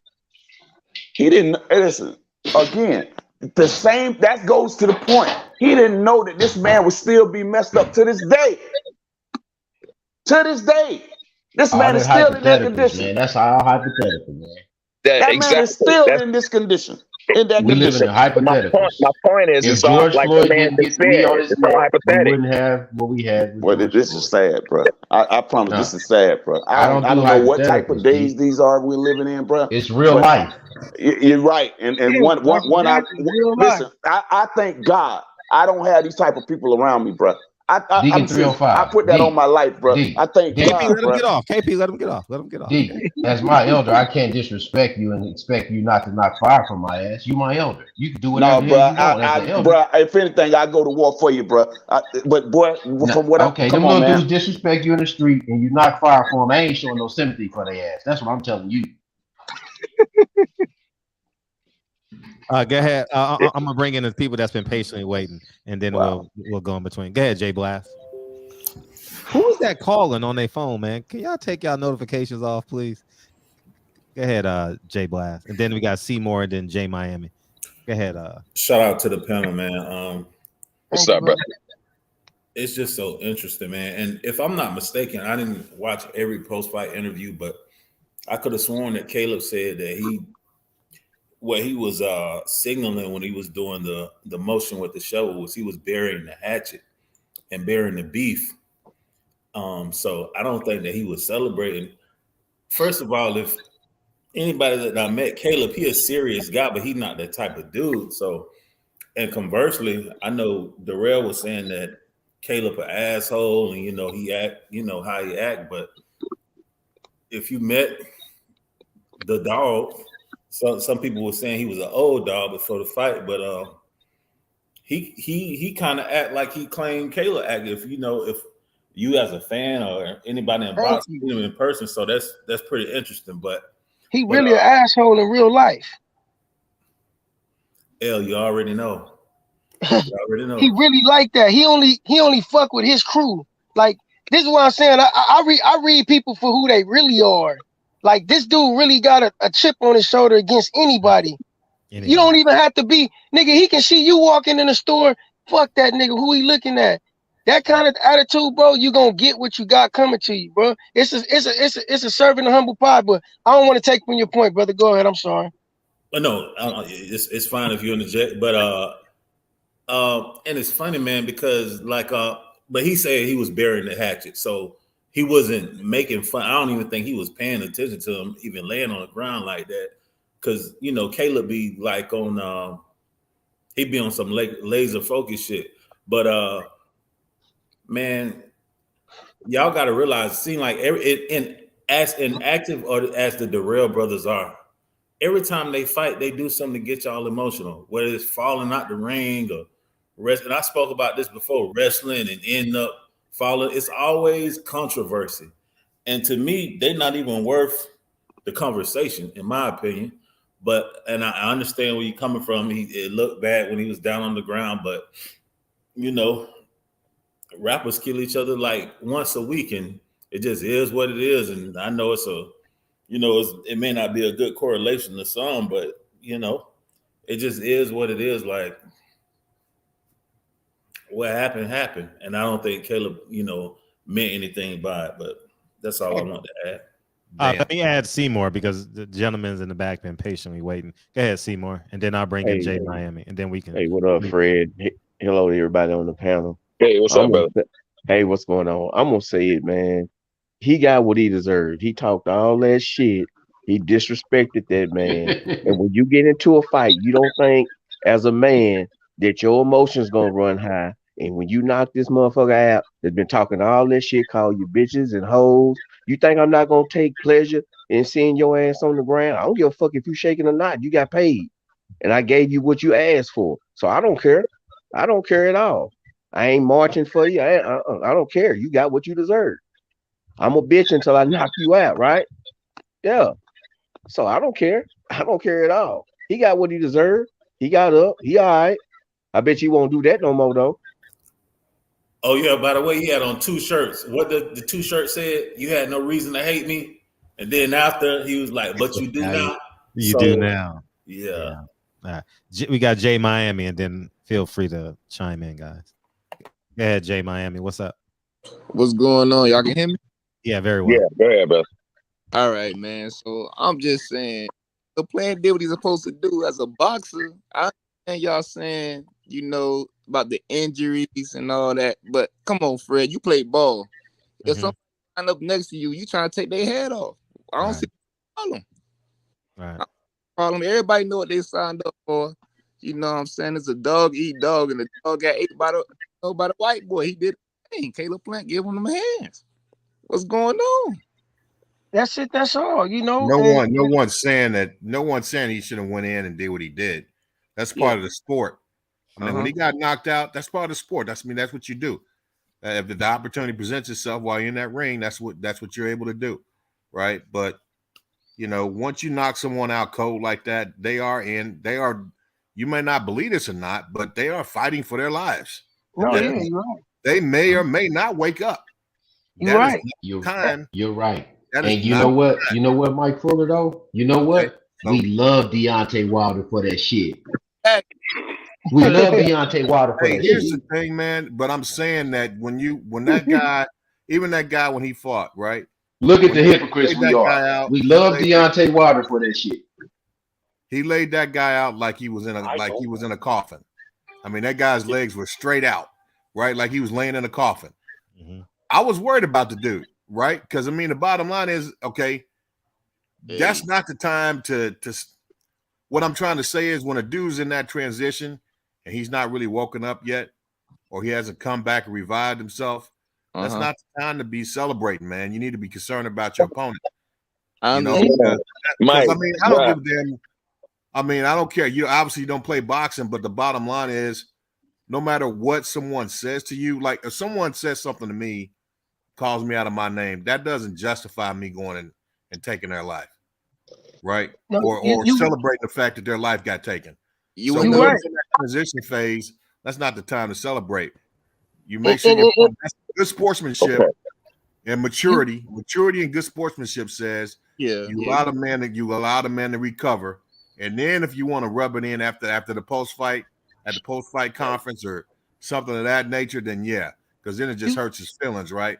But you don't want to do that while a man's struggling to he's fighting for his life at that point. Hey, Mike, you know what? His brother Andre, they interviewed him. He had no problem with it. So why we got such a problem with it? I don't really care what he does. I'm talking this is my opinion. Check this out.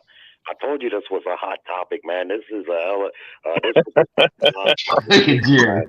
Jerry, you started this fire. You and Mike y'all agree. Jerry and Mike agree. Look, Jerry, Mike, and Deep got on here and turned this off. No one can hear y'all. No one can hear y'all. Yeah, let me get this off.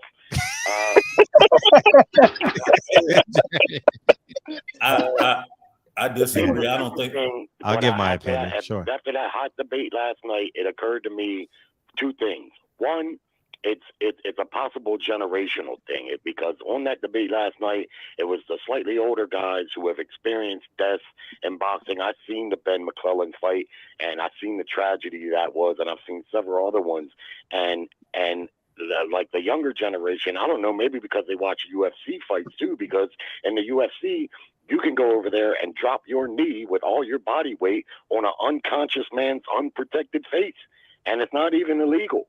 And that's why I don't really watch the UFC. Boxing is a brutal sport, but it has some civility. You can't go punch a man when he's unconscious like they always do in the UFC.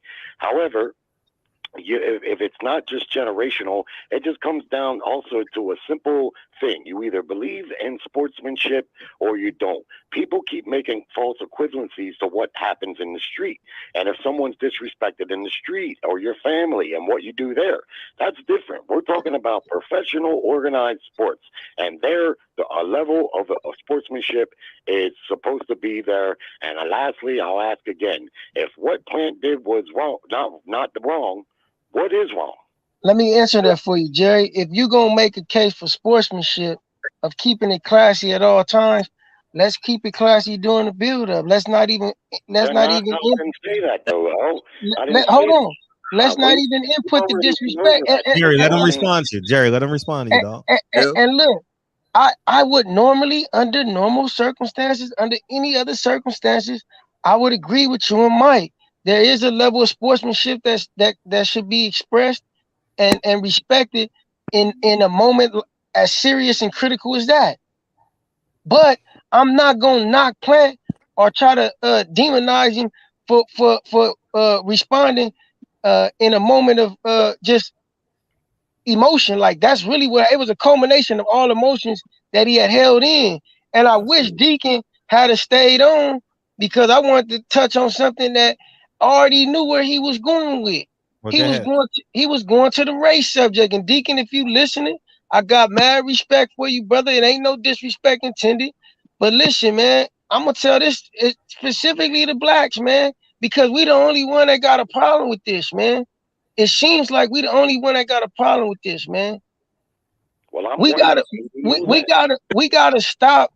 Like we gotta stop playing that race card with everything and being double standard. Listen, because me personally, bro, I'm tired of the racial politics in life and in sports, particularly, man.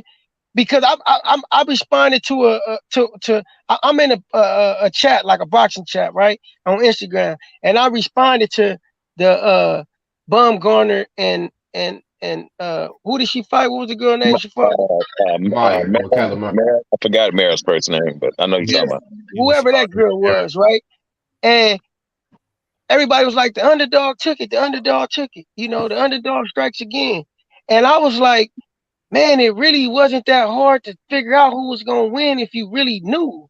But the fact that it was a racial, the racial element played, you know, a part in it. People was really like sold that, oh man, this girl is the underdog. Like it was a color thing, man. Like that shit plays so much on people's minds, man, and it play on so much on people decision making. Look, man, right is right, wrong is wrong. I don't give a fuck what color you is. if you the more superior athlete, if you white, you black, you Mexican, like everybody pick and choose when they want to do it, how they want to do it, man. It is what it is, man. Fuck the color, man. We all human beings. When it's necessary, it's necessary. But it don't have to be in every facet of life. Like, I understand that we live in a racial world. I live like that. Like, I walk out into this world every day knowing that I'm a black man, and I'm not expecting equality. Only thing I expect, and it's because I lead with it, it's respect. I expect respect, and I'm gonna demand respect because I lead with respect. But I'm not looking for equality because I understand that's not what the world and the society is predicated on. But at the same time, I'm not about to distort my whole mental shape because of the race politics that's getting paid in society to keep motherfuckers on one side of the fence and confused and at war with each other. I'm looking at the bigger picture, man. It be disgusting me in life, and it's particularly in sports, like how people can be so like just slanted, like with their views and their analogies when it comes to certain things. Like it just be crazy to me. It's the same thing with Lomachenko. People thought he was so great, like he's just we got it, Al. We got it. All we right, got go ahead. Hey, wait. We got someone new wants to chime in. Okay, go ahead. I'm gonna come after that. Go ahead. Okay, cute. Let me get Mr. Gumbo, man. Thank you, Mr. Gumbo. If it would have happened to Plant, it would have been cricket. Stop it. Shaking my head. I haven't gave my opinion on it. People asked in the chat my opinion. Yeah. It's the contract they signed. Plant and Darrell signed this type of contract. Even though I didn't watch the fight, Darrell threw him down to the ground 3 or 4 times and then put his elbow in him and did this. Knew that was coming. So I think that's the contract that they signed, and I wouldn't have done it, me personally, but that's the silent contract that I believe Caleb Plant and Darrell signed going into that fight, and if Darrell had done it to Caleb Plant, Darrell would have done the same thing, I believe, and I saw Caleb Plant do it. It's a blood in the crypt going into that ring. And if I can give that example, and it's funny how in totality, this is a topic of conversation because of Deontay Wilder's stance. 2 years ago, Deontay Wilder wanted a body. Now he wants to pursue the evolution of boxing. So we got to take that into account, that not only are we evolving as humans, the reason the subcontext of this conversation is the evolution of Deontay Wilder, and that's why we're having this conversation tonight. And that's why a lot of people are human tonight, is because of what we saw on Ellie's page, which was an exquisite video. And I'm gonna bring Q in because Q been waiting. What's up, Q? Very good point, Fred. Yeah. What's up, y'all? How y'all doing? Hey, what's going on, bro? Speak up. Oh. Yeah, man. Don't be laying down, man. Stand up. That's exactly what I'm doing too. No, get off your stomach, man. Sit up or something.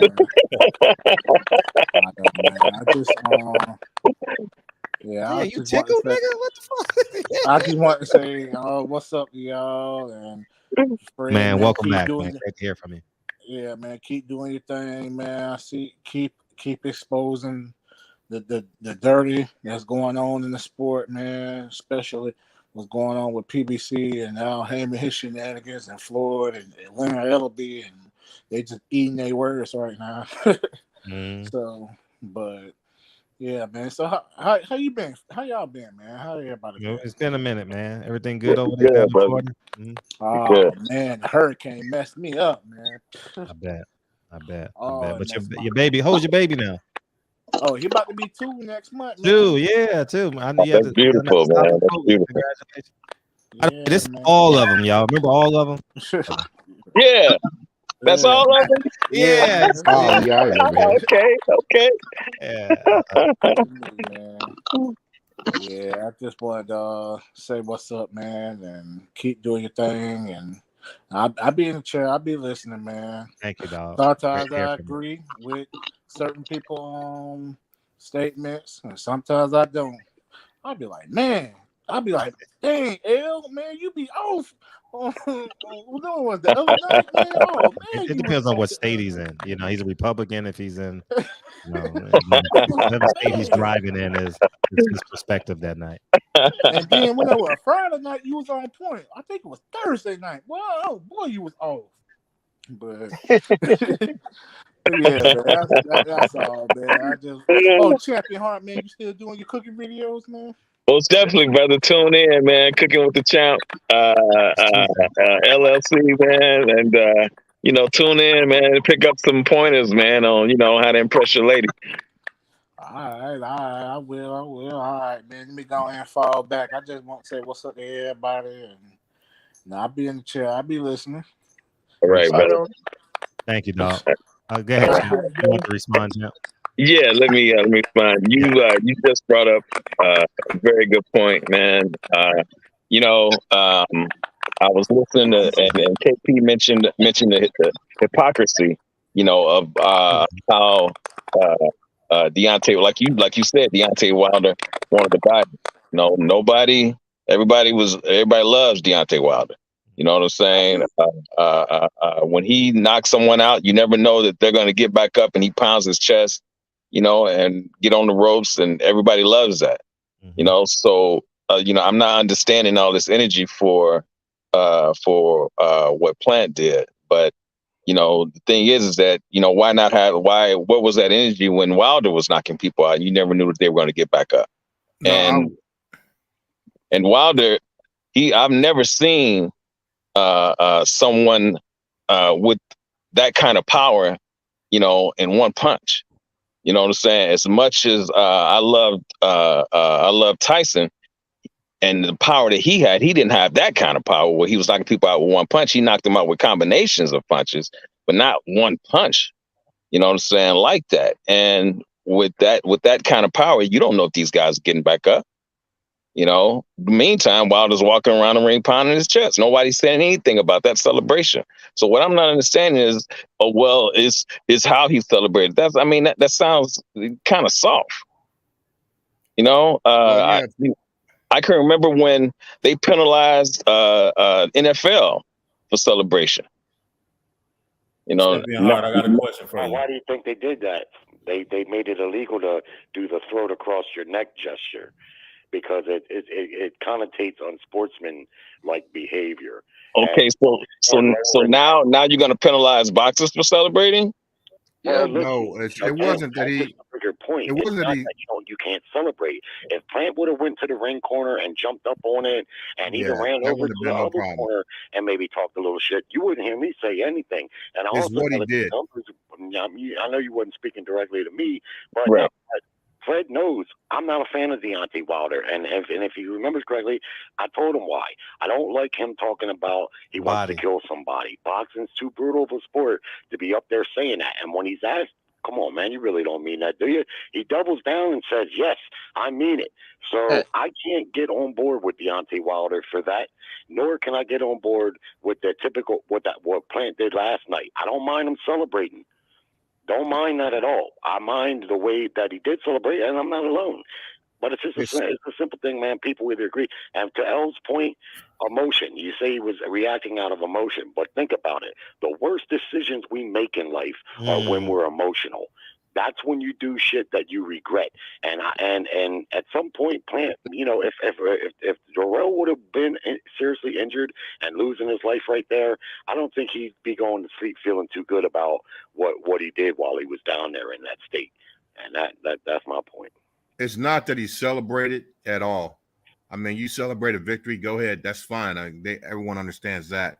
The emotions are there, but he particularly made a motion like he was digging a grave or throwing dirt on a grave. You know what I mean?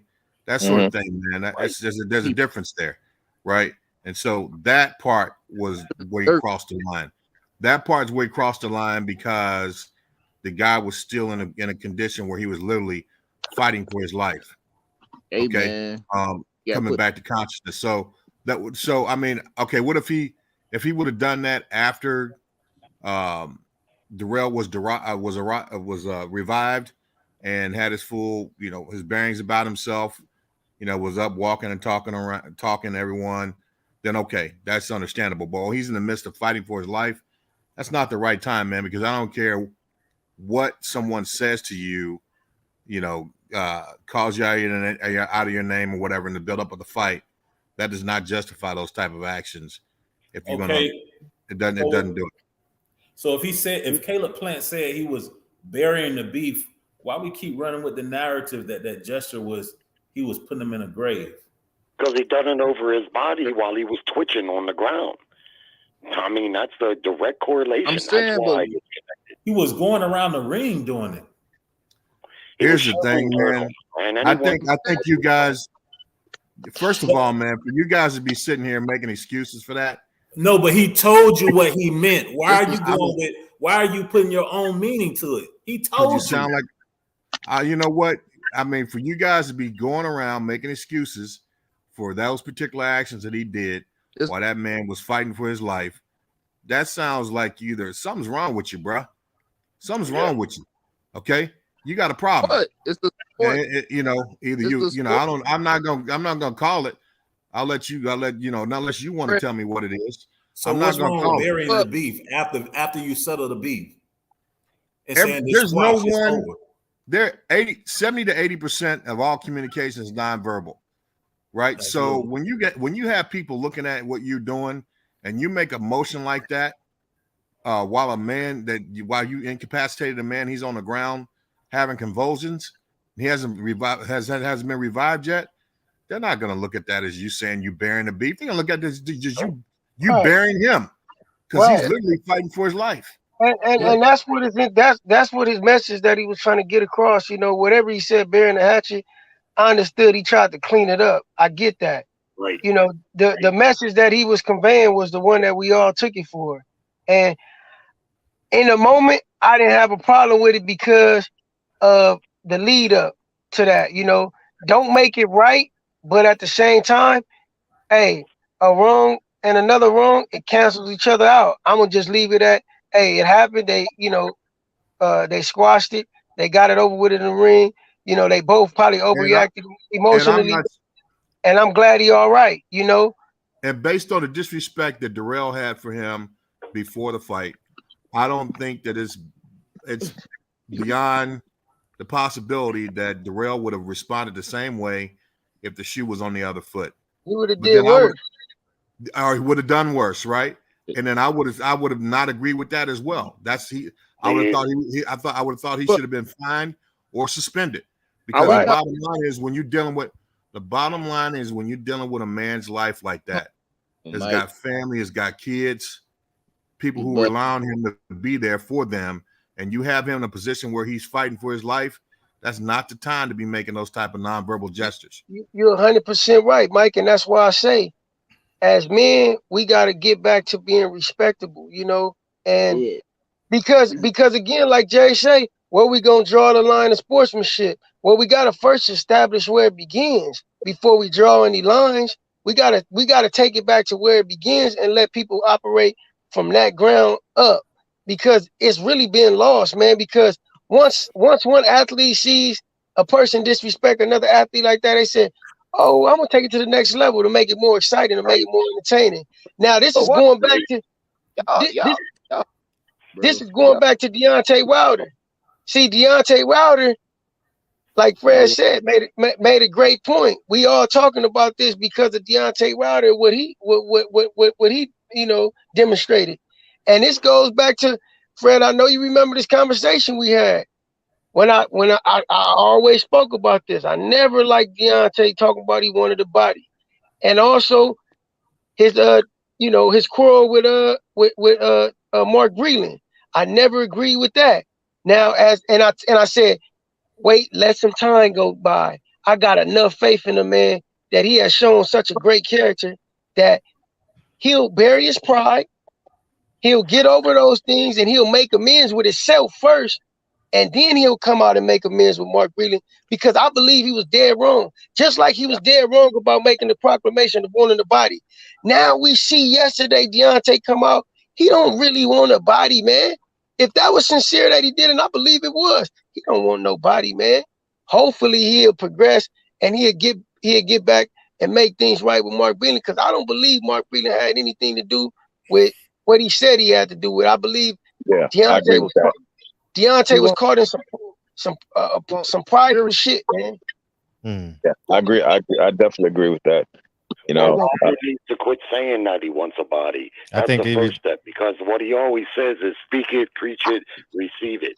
And so when he doesn't mean it, don't say it. And if a reporter says, "Come on, man, you don't really mean that," then say, "Yeah, I don't really mean it," or something. No, he doubled down on it several times in the past. But let me also say this, because I got to get ready to go. I've enjoyed this conversation with you fellas tonight. But what they call corporal punishment, where they used to hang people for crimes. Capital. Like in the Wild Wild West. They used to hang people. Hold on a second. They used to hang people for crimes, and they thought that was a good idea. But they found out before too long why it wasn't a good idea, because it desensationalized people. Because when you get used to seeing a man hanging from his neck, gasping for life, all of a sudden, after a while of seeing that, you don't value life the same. So what was happening is, outside of the city limits in the Old West, people were hanging motherfuckers left and right, because they just watched 3 people hang the night before, and they were desensitized to it. When we become desensitized to sportsmanship, when it's a life and death situation, we're losing our humanity. I agree.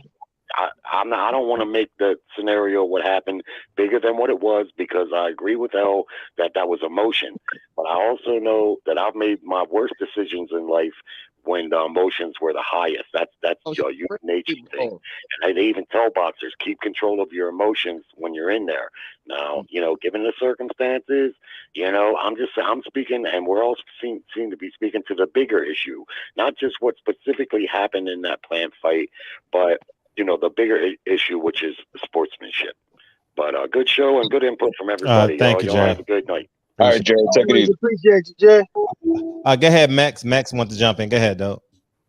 Yo, them fights yesterday was on point, bro. I still think Claressa Shields is the best fighter of the day out of all the fights. I think Plant was a better knockout. Devin did what Devin does. That was I barely even watched that. I already knew what was gonna happen there. But I don't know, man. I don't put too much stock into Wilder's shit, man. I think it was a good speech and shit, but I think Wilder's got to the point where he's somewhat of a character now. You know what I mean? I think he's I think he's evolved into kind of like slightly WWE style, but just not as like, I don't know, a little more normal than like cartoony. But I just feel like he because, and I will say this it's funny. Last night when I was watching his speech, and as soon as he said set it, I said, oh, Michael Fuller gonna have him with this one, because he did fuck up, and then he came back and said, oh, set, like he fucked up. But I think it was emotions both ways. I think it was emotions when he said he wanted to catch a body, and I think last night was emotions because he knocked out someone he was close to. You know what I'm saying? So I think he's somewhere in the middle. I don't take too much either way, but I think it served its purpose what he did last night. It was an alley-oop. He was supposed to knock dude out. He did it. Now he's got an Andy Ruiz fight, which I think is a great fight. And then he's on his way back to a possible title shot. Joshua or nothing, man. Joshua or nothing. Yeah, I'm not mad at either one. He said he got 3 years. I think he can get Joshua, Ruiz, Usyk, and Fury 4 and go out on that. Joshua not gonna fight him. Joshua really don't got too many options left either, other than Fury. Yeah, Joshua ain't gonna fight Wilder though. You don't think so? Boxing, man. We keep going through this. Nope. Not at all. But I think that to speak on Fred's point, I think that Wilder is evolving. I don't know who said it on the panel, but I think it was Elle said that Wilder is the Ali of this era. Speaking on certain things that that he speaks on. I've said that in the past, that I've never seen a hate for a heavyweight since Ali. For Wilder, you have so many people that hate him, so many people that love him, and I hadn't seen that for a heavyweight since Ali. You know, and I'm from the Ali era. You know, telling my age here, but you know, I'm from the Ali era, so I know there were people who would actually pay to go to fights in the hopes that Ali would lose. I think the reason why Ali was like that champion, he was hated so much, is because he did speak out against social injustice, but he was also articulate, bro. He was good looking. So everything that it took to be human, to establish himself as a human, that deserved his rightful place under the sun, he had that and more. And so it was a real challenge to white supremacy. It was a real challenge to the system of oppression and marginalization of others. So his and that's why, you know, that heavyweight crown, man, when you have that represents a lot. Those guys go talk. Deontay Wilder's met the Pope before. Right. Yeah. I remember that. Deontay Wilder's met the Pope before. I mean, that's how much power his voice yields on this planet. And so that's why I was talking about the other day, having the investment, you know, to increase his ability to speak publicly, articulate, communicate his thoughts. That'll be real powerful for him because he's got a message. So I mean, I don't know. I think we always want to avoid the issue of race and social injustice and things like that, man. But you got to realize that that's just as American as apple pie. You know what I mean? Right. Very much so. And and to speak on the L's point, you know, it's just that, like you said, you know, boxing has always played the race card. You know what I'm saying? You can go all the way back to Jack Johnson, that era.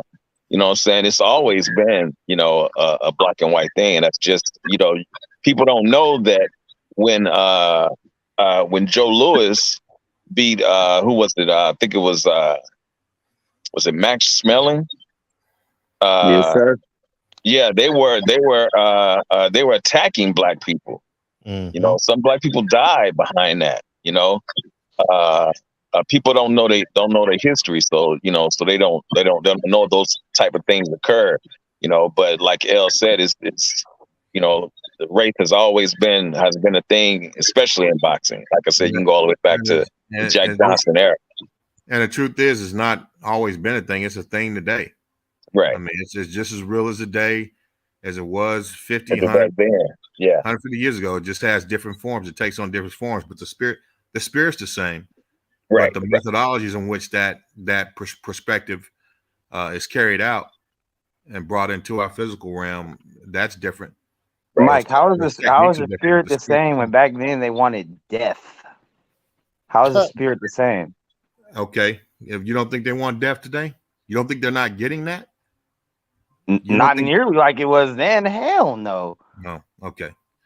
Like Champ just mentioned when Joe Louis beat Smelling that people were killed behind him just winning.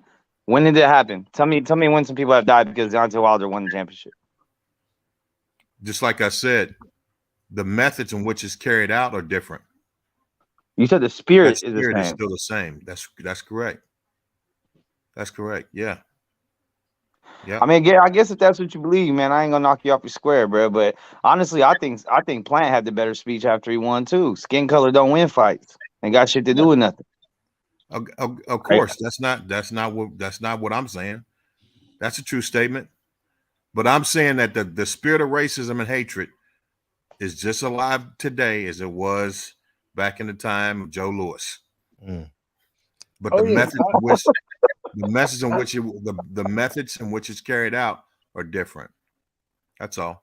I agree with that, and I also too feel as though the world we live in. Jerry said some real good. Jerry said something, and it made me think, and pretty much it lined up with a lot of my reasoning that I've given to the subject over my years of developing maturity in the subject, and just, you know, my everyday dealings and how I view people as humans anyway. She said, man, as a society, as an American society, we came this far with the subject of racism and all the things that have been, all the efforts that have been made in order to get this where it's at now, right? And so far from the days of slavery, we came this far for the shit to still exist and still have so much power over society. And I get it. I've always understood that the easiest way to keep people divided is by race, because so many people they give so much to it. Like, you know, when God confused the languages, people that looked like each other and spoke the same language went with each other. All, like, it's a natural affinity that you have towards your own race. But the hate, though, the hate that these people in society, like the you know, all these families that run the world, that run the wealth of this world, the way in which they can guide people's minds and hearts, the conditions of hate that they can put into people's heart, man, over just race, man, it's mind-boggling. And the fact that we give it so much energy that we do, and not address it, I believe in the most effective way, is the reason why this shit keep existing. Because watch this. As humans, man, we all ain't none of us exempt from experiencing any type of experience in this life. We all have the same possibility of getting struck by lightning or winning the lottery. We not in everything in between. There's no exemptions. White people, watch this. I seen something in during the pandemic, right? In those riots, man, during those doing all the Black Lives Matter protests, you know who was really out there kicking up dust? Yep. White people, man, young white people. You're right. Young white. I seen them with my own eyes. You hear me? They was the one really attacking the police, nigga. Like attacking the police. Nigga, nothing never get done until they come out and have until they make it known. See, black people, we can complain all day long, but nothing gets done until whitey make it known. That's the only time it gets put on a big screen, and some actually gets done. But they showed that they were just as tired of the system as we were. And they young kids, college kids, went out there, put their life on the line. And that just showed me that it was just a further proof that, man, we all struggling and we all really tired of the same shit. We tired of this oppressive system. Here's the game. Here's the game, man. It's the same old game that's happened in the beginning. I'm gonna say, just give me 1 minute, Fred. This is the game, right? Even when there was chattel slavery, there were indentured servants. There were white that in some places they picked cotton right next to the state, but they were able to be convinced that was an okay situation.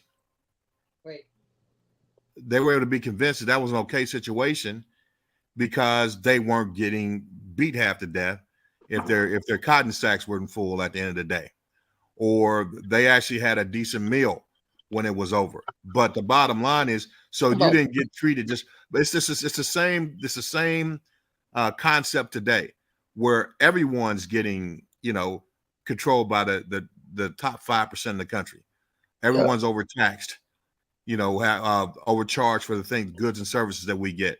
Everyone, but the thing is that you have to have that bottom class that you go in LA County and you see 77% of the people that live in LA County are black, but damn near 40%, 7% of the people who live in LA County are black, but 40% of the people who are homeless in LA County are black.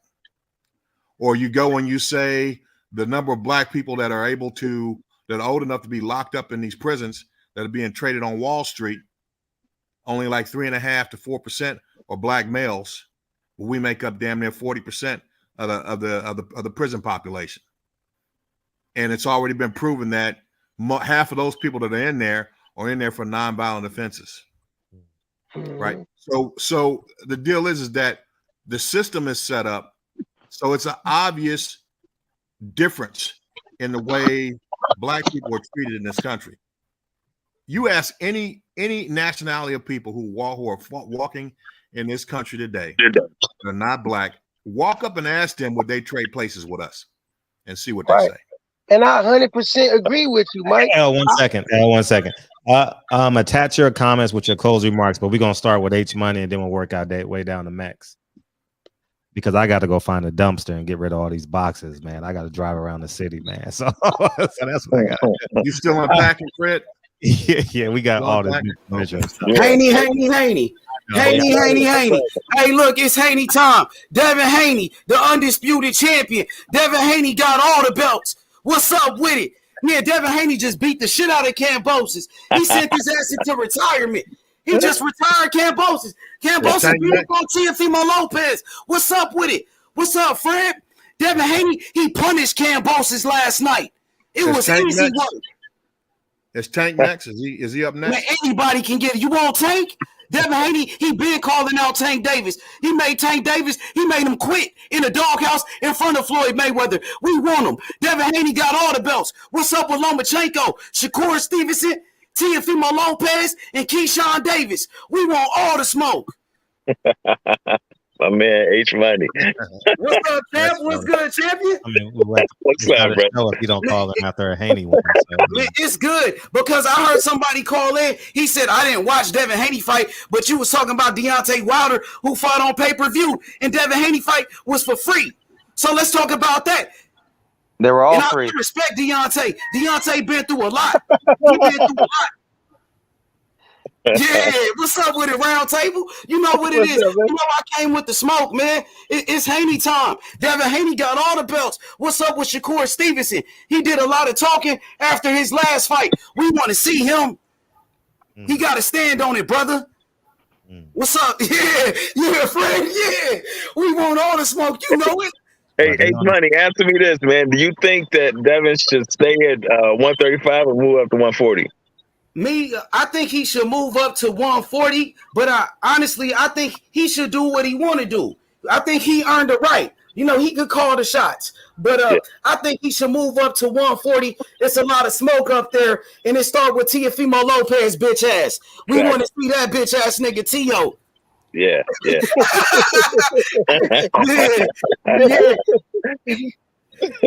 hey man, much love and respect to the barbershop. Hey Fred, you know I had to come through. I was waiting on you, man. Remember when Devin Haney, he beat Gamboa, and me and you, we did a show. You said, H Money, come do the show with me. And we did it. And now Haney got all the belts. I'm going to come through every time, man. And back then, he only had one belt. And I told everybody, Devin Haney was the next Floyd Mayweather. He the new Roy Jones Jr. He the next Bernard Hopkins. He's the next Andre Ward. And guess what? He lived up to the hype. Because now he's the youngest undisputed champion in the history of boxing. And it feels good like Tony. Haney. That's all I got to say. Hey, H Money, man, go holler at Church, man. He need to stand in double, brother. Yeah, Church, that's my guy. Shout outs to Church. Let's go. What's the fight that's most likely coming up for Haney? Which one? Anybody, bro? Maybe Lomachenko. It's like, I mean, at 140, Teofimo Lopez. Anybody, man. Whoever raised their hand. Shakur Stevenson. Why not him?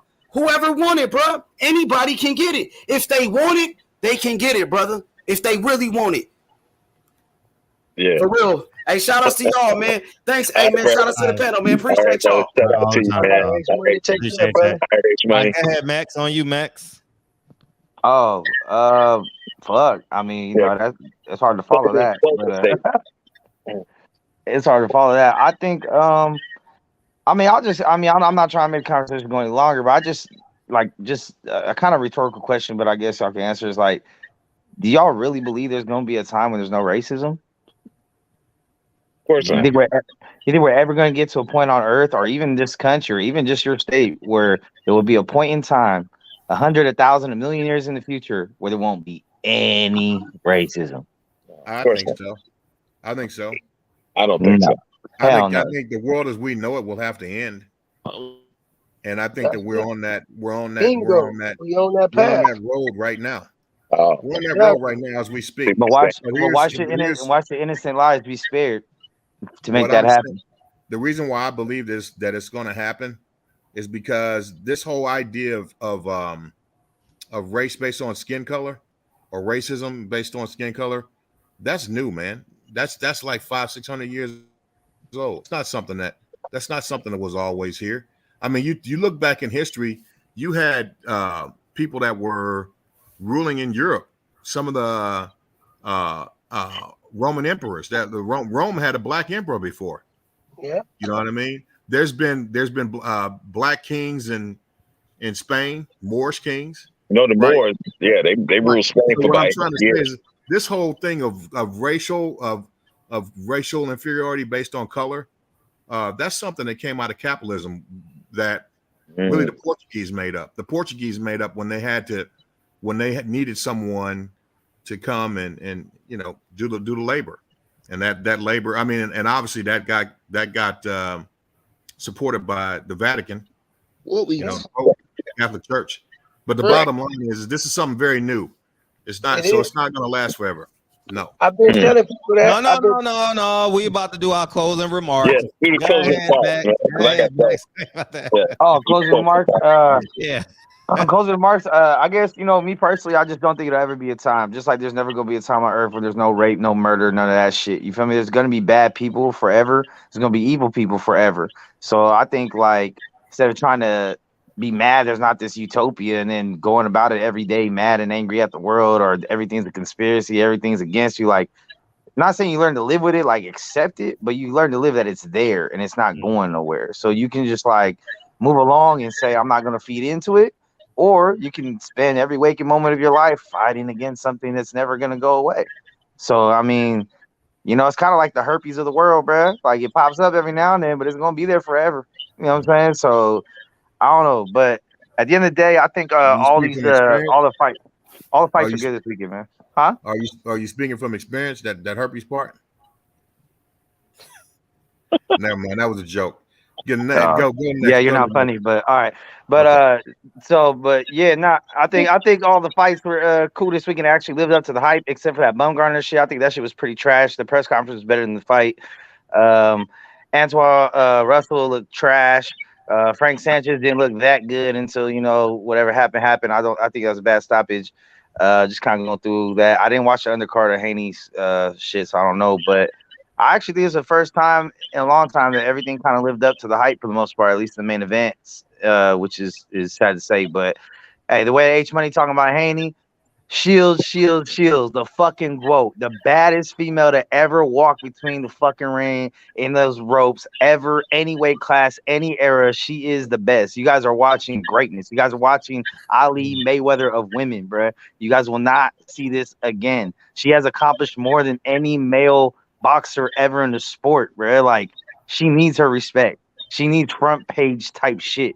She needs big time interviews. And this is me, a man that doesn't watch women's sports and think they are third class athletes. That's how bad Claressa Shields is. So I think she needs a lot more love. And I think, we all need a lot more love. Let me get my wildest shit now. But hey, I'm a holler at y'all, man. Y'all have a good one. All right. Hey, El, did you see how she was parlaying those punches? Go ahead, Jay Miami. How she was blocking those punches? I didn't even get to see the fight, man. I fell asleep. Oh, you gotta watch it. Yeah. Go ahead, Jay. All right, Jay Miami, go ahead, dog. Yeah. So I'm gonna just say, man, it was a good weekend of boxing. You know what I'm saying? Claressa Shields, the best boxer, man or female, male or female, whatever you want to say.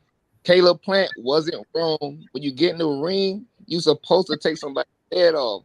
Taunting, what we talking about, guys?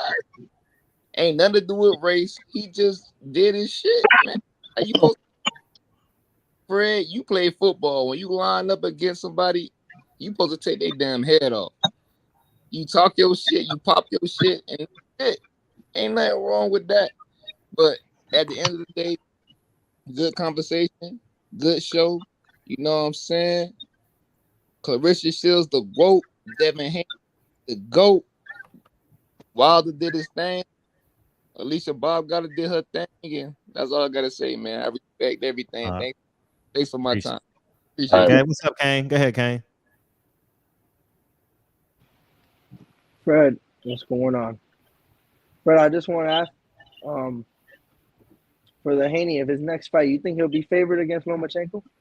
We'll see what Or Lomachenko even looks money? like. We'll see what Jerome looks like on the 29th.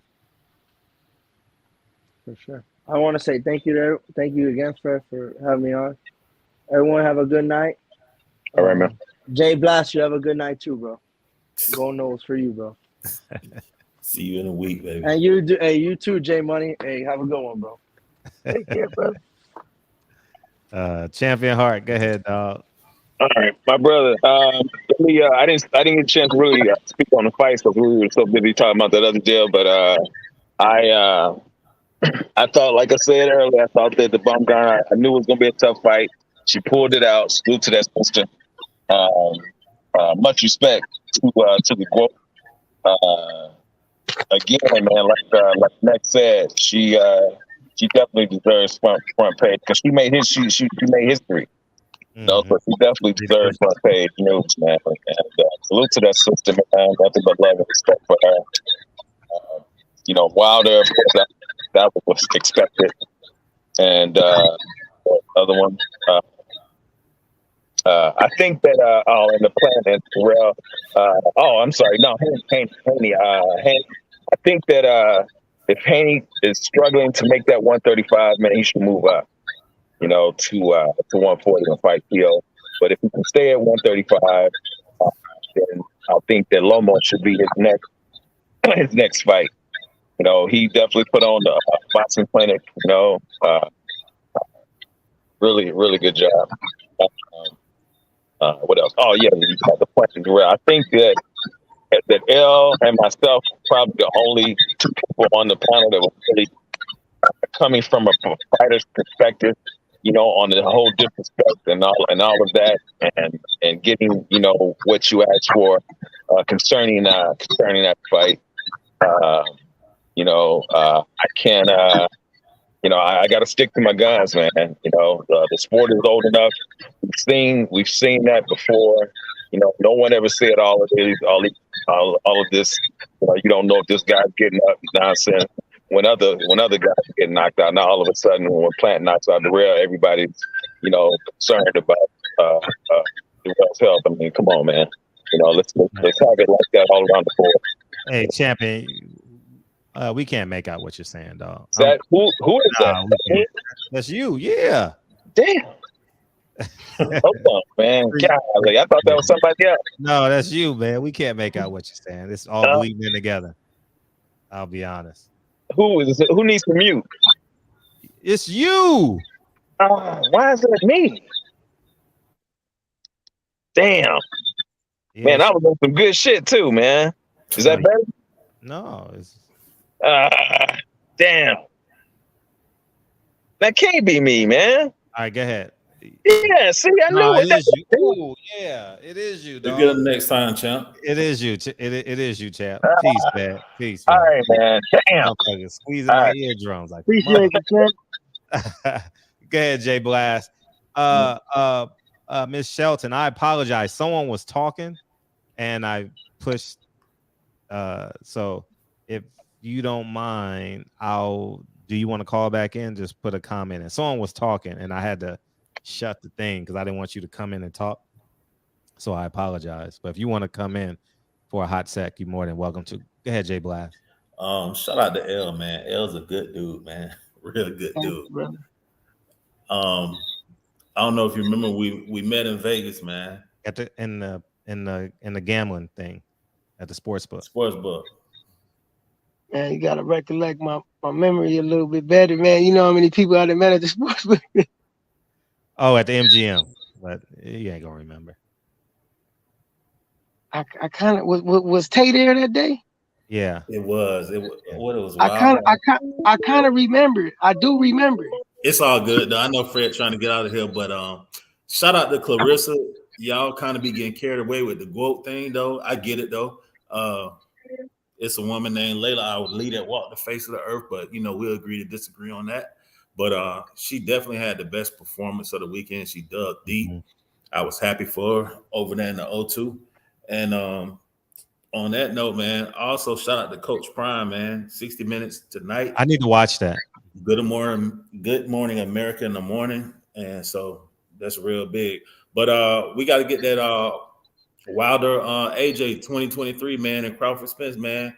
All that other stuff, man, is a dud, man. Right. Wilder AJ 2020. And y'all stop saying, oh, they don't want to fight each other. We're not gonna get that fight. Y'all, that's something like weird. Y'all weird sometimes as boxing fans. It's like if the Celtics don't want to play the Lakers, so they ain't gonna like. But I get it. But y'all have a good night, man. Likewise, brother. Thank you. All right. Go ahead, Miss Shelton.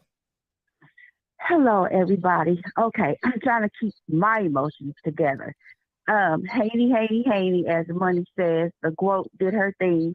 I wish that Gary Antoine Russell had been a little bit more strong to endure the loss of his father and his brothers that were taken away. Rest in peace, Batman. Wilder, that's my guy. This is to Michael Fuller. Sir, please don't use your intellect or anything like that with me. You are always speaking down on Deontay Wilder about how he talks and his intellect. You may be educated, but sometimes you sound very ignorant because you are judging him, and you called him a subhuman the other day. But that man is anointed by God. Yes, he said that he wanted a body, but there's a thing called repentance. And I believe he has repented, especially the other night when he knocked a friend of his out. Now, I may not speak properly as you want me to, but I would love for you to go to yourself tonight instead of trying to talk to the world about how you feel about everything, and focus on yourself as a man and quit downing other men. If you are as intelligent and educated as you say you are, instead of downing other Black men, your voice may be used to help bring other men up. As far as Clint knocking out Darrell, shoveling it, when I saw it happen, I said, there you go. Shut his ass up. After the fact, he probably did say, oh my God, I could have killed that man. But as we always say, we want to see a good knockout. When the men or women don't knock somebody out, then we say that they're not strong enough to knock that person out. Let's celebrate all the wins the other night. Let's stop coming on here talking it down to people. We pay for good fights. That's what we got. Mr. Fuller, I am Patricia Shelton. I don't appreciate you talking bad about other people.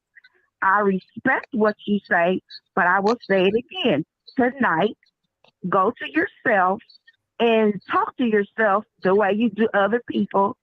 The guy in the truck, I pray for you while you travel over the world, servicing our goods around the country.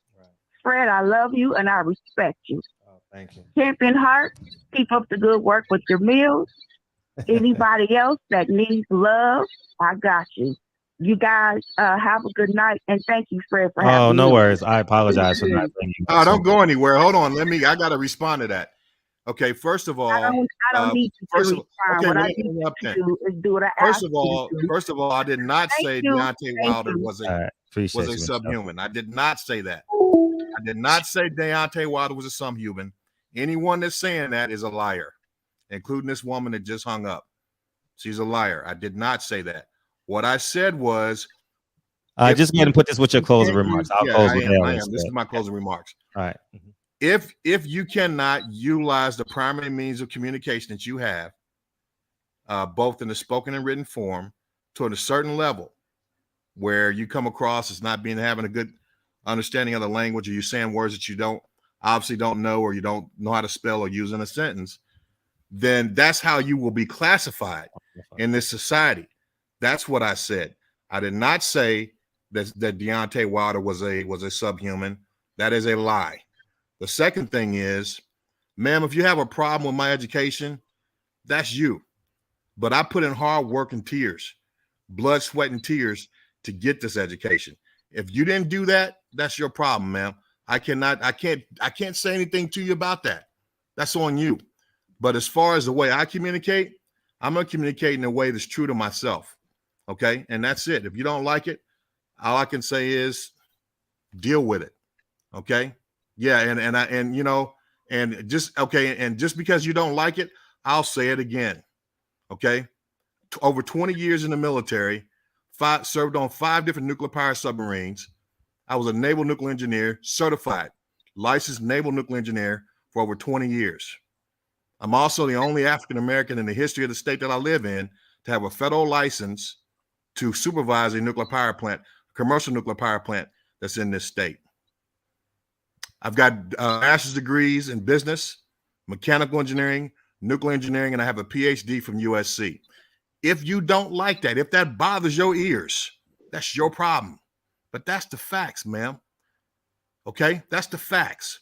All right? And if you don't like it, you know what? That's on you. All I can say is go take a look at yourself, okay, and see what you can do to get better.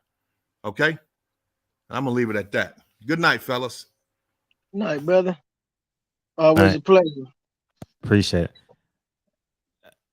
El, I got a question. What did you mean by it was about race? I was really confused, like when you and Deacon was talking about when you said the Deacon it was about race. Because he was about to, I hope Deacon listening, because that's where he was about to go when he kept, basically putting the brakes on it, saying, I don't want to say what I want to say. And just me knowing his character and his personality, especially on such a subject matter, I kind of made an assumption, an educated assumption, that this is where he was taking the conversation, that, wow, I can't believe that a bunch of black men is protecting and defending the actions of a white man. I kind of figured that's where the conversation was going. I could have been wrong, but I believe I was right. And since we on the matter of the subject of race, and that's what, my closing remark was going to be about, I understand to its full extent the effect of racism in this society and the effect that it has on me and other black people specifically. I know that it's directed intentionally at us to our detriment, for our detriment, for our oppression, for our suppression. I understand that well and clear. But I also too understand, like Michael Fuller said, and I brought this point up many times before, racism is a new ideology. And it was one created by white people. They had to come together as a race of people in order to retain power and also extend their power on a global scale.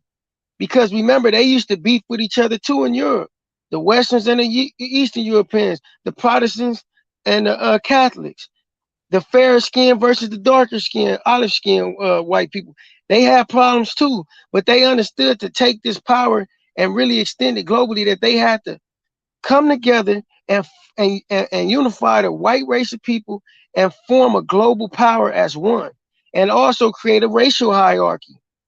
And it goes as follows: white, yellow, all the Asians, brown, all the Latino race groups in the world, red, the Native Americans, and all the black people is the bottom of that racial hierarchy.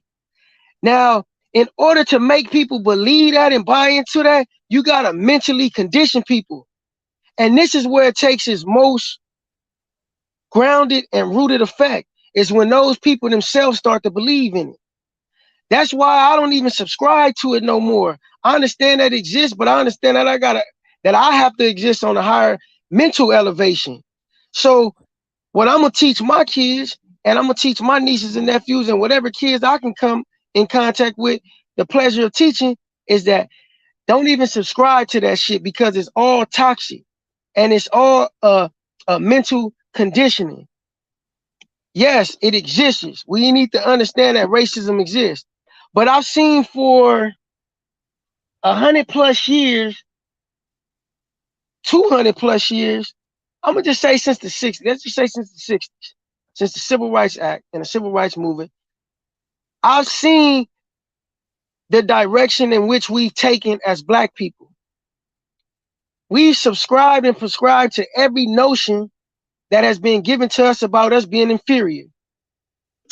And even though there has been a lot of us that don't believe that we are inferior, just the fact that that notion exists and it is passed on, it automatically becomes part of you. That energy becomes attached to you. Again, and I was talking to my mama about this today. My grandma told me something when I was a kid, and it stuck with me. And I'm glad she told me. She said, baby, make sure when you go to school, you get it in here, because once you get in here, they can't take it from you. She said, but you're going to have to be 10 times better, 10 times smarter, 10 times more competitive. She told me this. And right then, and I was already a competitive nature person. And I never bought into that inferiority complex. Never. So I never pushed that ideology. I know that it needs to change because every Black leader, even every Black leader that we had that had tried to change a lot of Black people in America, they have led with this fundamental principle that there's an inferior class in America and a superior class in America.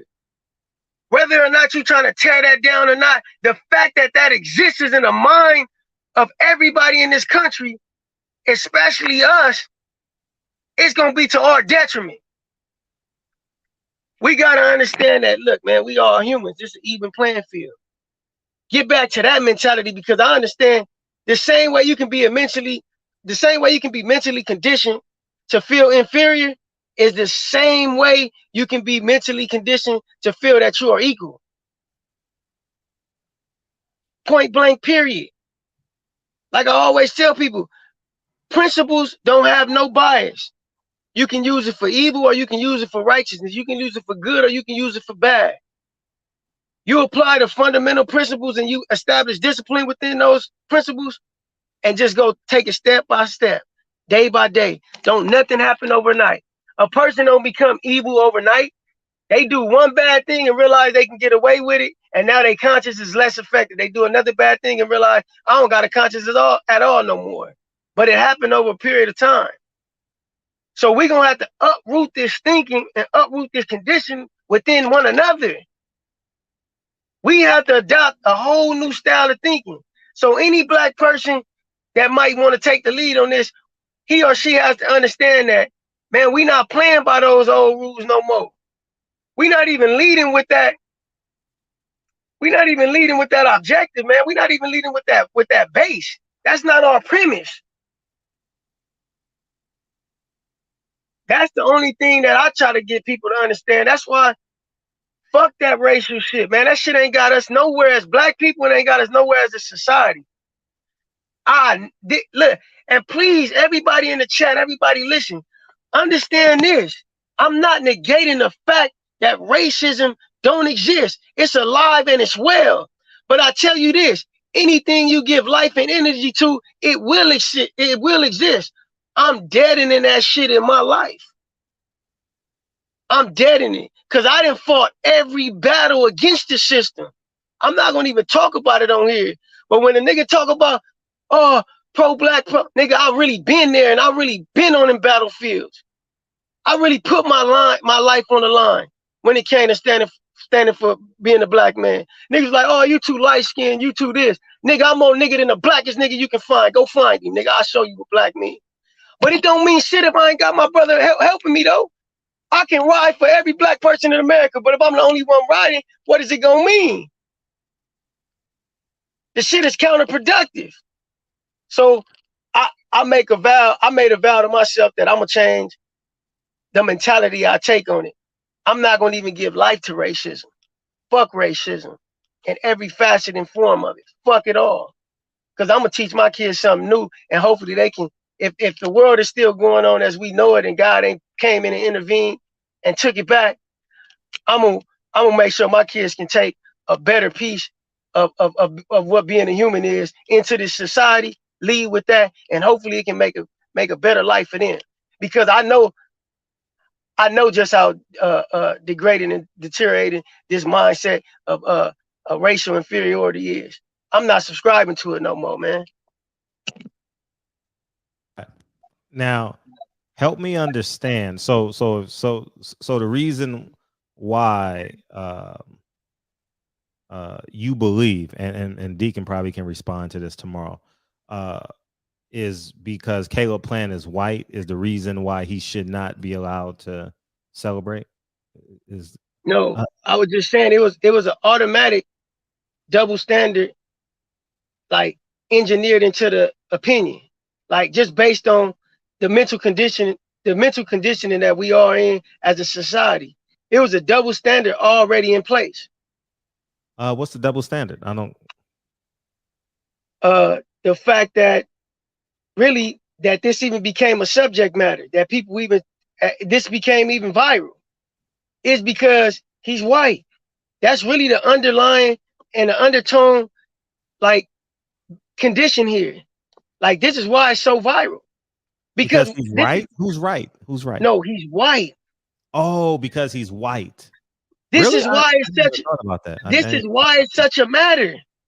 Man, we seen people celebrate over people being knocked out before, but because he did it to another black man, if it was another white man he was in there, it wouldn't get no publicity. Oh, that's what you're saying. Okay, I got you. But okay. That's the underlying condition of people buying into the inferiority complex, man. Gotcha. I think about this shit from this, man. Y'all see this big ass head, man? It's got a whole lot of. I think, man, that's why my fucking head's so big. I think about how this shit has an effect mentally. Man, white people don't have to do shit to us no more, man. We as a people have bought into the mental inferiority. We have bought into that shit. And now we damaging one another with it. Point blank period. If people want to believe, oh, this nigga don't know what he talking about, he's stupid, he this and that, man, just go outside of every ghetto, nigga, and you see what the fuck I'm talking about, nigga. We doing it to each other, man. Fuck what that white man talking about that want to see us in a bad position, nigga. I gotta worry about my brother, but by my own black brother want to see me in the worst condition, nigga. He want to see me dead. The white person probably want to see me poor, nigga, but the black nigga want to see me dead, nigga. Come on, man. See, niggas is really scared to check each other, nigga. That's what it really is. So niggas want to always direct their energy and anger at the wrong people. Nigga, I'm directing my energy at any problem. Let a threat come my way. Let a problem come my way. That's where my energy gonna be directed. I don't give a fuck who he is. He can be nigga in my community. I never like niggas in my neighborhood gang banging, killing each other, terrorizing the neighborhood. I never liked the white police coming in that motherfucker trying to criminalize everybody and try to run over everybody. Nigga, go to my neighborhood and ask niggas have they ever seen me step up to the police. Nigga, I went to jail for assault on the police at 18, nigga. Nigga, I've been in life and death situation with the police because I had that mentality. But only because I was blessed by God, I was able to live, nigga. Point blank, period. But I understood I got to change the way I think, though, because I'm the only one riding. It's niggas that call themselves gangsters, nigga, that call themselves Christian blood, that'll be quick to kill another nigga.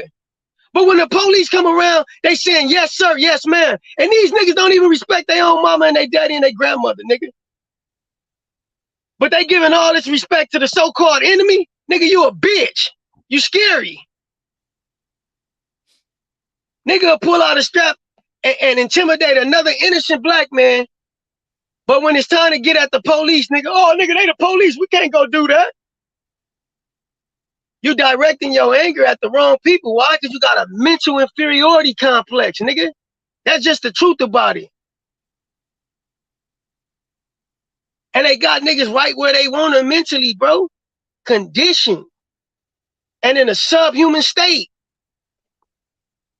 It's on us to change our life. Point blank, as individuals first, in our family. I guarantee you, if we continue to be better family, man, and structure our family correctly, it's going to automatically change a lot of society.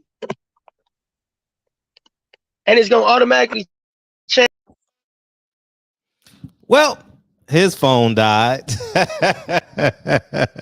And I it's amusing because I shouldn't say amusing, but I'm it's like enlightening and like it makes me smile about my development too. And I have 2 kids, as you all know, and I don't talk about race with my kids, 7 and 4, right? I just tell them work hard, hold yourself accountable, accountable, accountable, accountable, accountable, accountable. And I tell them to respect everyone, no sir, yes ma'am, and vice versa. And I I don't subscribe. It's funny. I don't subscribe to race in my house. That's weird. And there's 3 races in my house: black, Chinese, and Japanese. And um, we work hard, and that's what got me through, working hard. I think if I would have fought racism, and I probably wouldn't have graduated from college. Oh man, and many other things. I I think we lean on it when there is a collapse in our accountability. I and I don't know the percentages, but I'm just basing it off of what I see and what I feel in my life. When we are 100% accountable, I believe that it will make a huge dent. Huge dent. Uh um and that's just what I believe, man. And I also believe that the only enemy is us, because uh nothing is the enemy, like per se. Like I know I'm in on this like metaphysical shit, but like we literally create it, right? And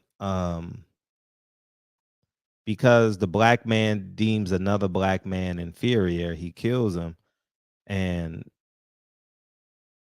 it becomes cyclical in our community, and that gets celebrated.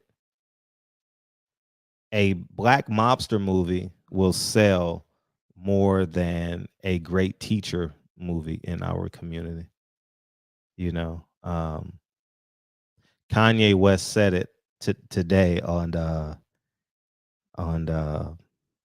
think you guys should go take a look at Kanye, because he's saying a lot of the things that we won't say, and I don't know what percentage of it is right and what percentage of it is wrong. But if we don't have the courage to say what we believe and say what's in accordance with God, we're all going to perish, whether we're alive or whether we're not, because we say we believe in God, and then we glorify the bullshit, right? I'll raise my hand. And I'm not the big Bible thumper, but I do believe that the Bible creates structure in your house. I see it as a great book. Humans wrote it, and I believe it's something to guide your life by. Um,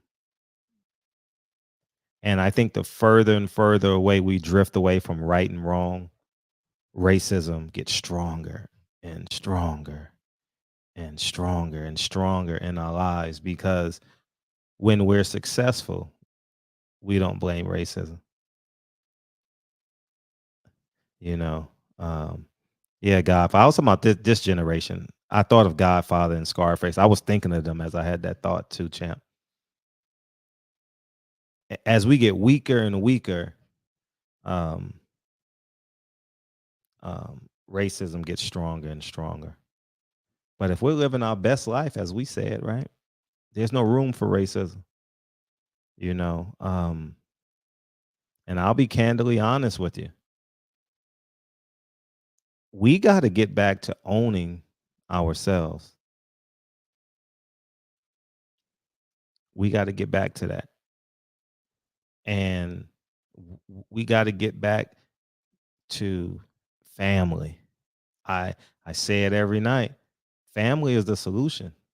your wife, your fiance, your girls. It was a lot of men in here tonight. I don't want to, and your husband. It's family. Everything that you see on TV, everything that you see great can be accomplished within your family. You got to have that family plan. And I am a witness to that, because you guys know the story already, but I paid for Dre to go to med school. I don't know how when I look back at it, I have no idea how I did it. I was a teacher. I was in grad school. I had a training business I was starting, and I paid for Dre to go to med school, and I had my car payment and my student loan. I don't know how I did it. I don't know. When I look back at it, it's kind of amazing to me, you know. And but I think when we look outside of our family to get rid of our needs, I think there lies the problem. Family is key, man. I'm telling you, fall in love with someone you see that's going to bury you. You know, like for all the right reasons. She ain't going to kill you, you know. That's what I can say about that, man. And I look forward to the conversation tomorrow, man. You know, and I will say, Deacon, it was kind of funny that you said you didn't want him celebrating, but you disagreed. You want to kill a black man because he disagreed with you, though. You know, I thought that was kind of different. And I'm not throwing my jab at you. I'm just saying that I guess that's growth, right? Like Deontay Wilder, you know. And but I genuinely appreciate you guys coming in, man, because I know it was when the Cowboys are playing and you guys are in here, I'm grateful, you know, because if the Cowboys and the Yankees played simultaneously, and we had 300 people in here, so I want to say thank you guys between both channels. I want to say thank you guys, and Deacon, you can be first to respond to all this in the morning. I mean tomorrow night, no problem. I thank you guys for coming through, man. This was an awesome show. I think we covered a lot, and tonight we will talk about. Yeah, I know I can't go a week without talking about my sons, man. You know what I mean? J-Rock says inactivity is killing his career. You know what I mean? And obviously we'll throw some race in there for everybody, but yeah, family, man. I've been saying this since I had this channel. I've never hid my family from y'all. I talk about family. I talk about Dre damn near every day on my videos for the past 8 years I had this channel. You know, 7 years. I don't know how long it's been, but you know, it's family, man. I'm telling you, man, family. Create a plan with your sons and daughters, man. If the woman ain't there, create the plan with your sons and daughters, man. It's critical, man. It's critical. I remember last week, Dre says, I don't care nothing. All I care about is Hawthorne. I was like, did you hear what happened to Kanye with the White Lives Matter shirt? He says, I don't care about nothing but Team Hawthorne. And I said, yes. You know, I created that slogan, Team Hawthorne, in my household. We say Team Hawthorne together before we leave the house. When Dre go to work, we say Team Hawthorne. That's a synonym for prayer. You know, that's a synonym for I love you. That's a synonym for get home safe. You know, we gotta remember, getting home is a blessing. It's it's a blessing that we don't value as much as we should. You know what I'm saying? So, man, that's the real life hack: getting home, and create a plan. Start thinking about a plan between you and your sons and you and your daughters. If the woman isn't in play, you know, if you're married and you got a family, create a plan. You know, because a family of 5 can get it done. A family of 5 can change your whole shit. You know, for real. Family of 4. You know what I mean? And then 2, I think we need to have the conversation because someone texted me on this. The police are not the enemies, y'all, because Pookie and Ray Ray and LaDasha don't answer your 911 calls. So at the end of the day, we got to begin these healthy conversations. There's not a healthy discord between civilians and police officers. There's not. It is not. And I think we need to do a show on that. Maybe Tuesday or Wednesday if nothing pops off. I think we need to have a conversation about that because I have a lot of police officers in my life. a lot. You know, I would say about 10% of my college teammates became police officers. You know, it's a natural transition between playing sports and going into the police force, I guess, you know. But I think we need to have this conversation, because many times we mention the police, and it hit me today when I got the text. Fuck the police. Shit. I live intentionally 3 blocks from the police office, from the police station. 3 blocks. When I bought this house, I was like, yes, the police office is 3 blocks from my house. I was kind of happy. No, because the police ain't saving, because your family can't save grandma. The police gonna have to be there. You know, men in uniform. You know, whether it's a fire chief or a police chief or a paramedic chief, like, they coming. You know, and I think that we got to begin these healthy conversations. You know, and I think that too is a synonym or a parallel to, we got to work twice as hard as the white man. No, my job is to make my life twice as easier for Lincoln and Kennedy. That's my love, y'all, man. I appreciate y'all, man. And great show. I've been harassed by everybody. Black people, white people, police officers, you know. Love y'all, man. I'll let y'all.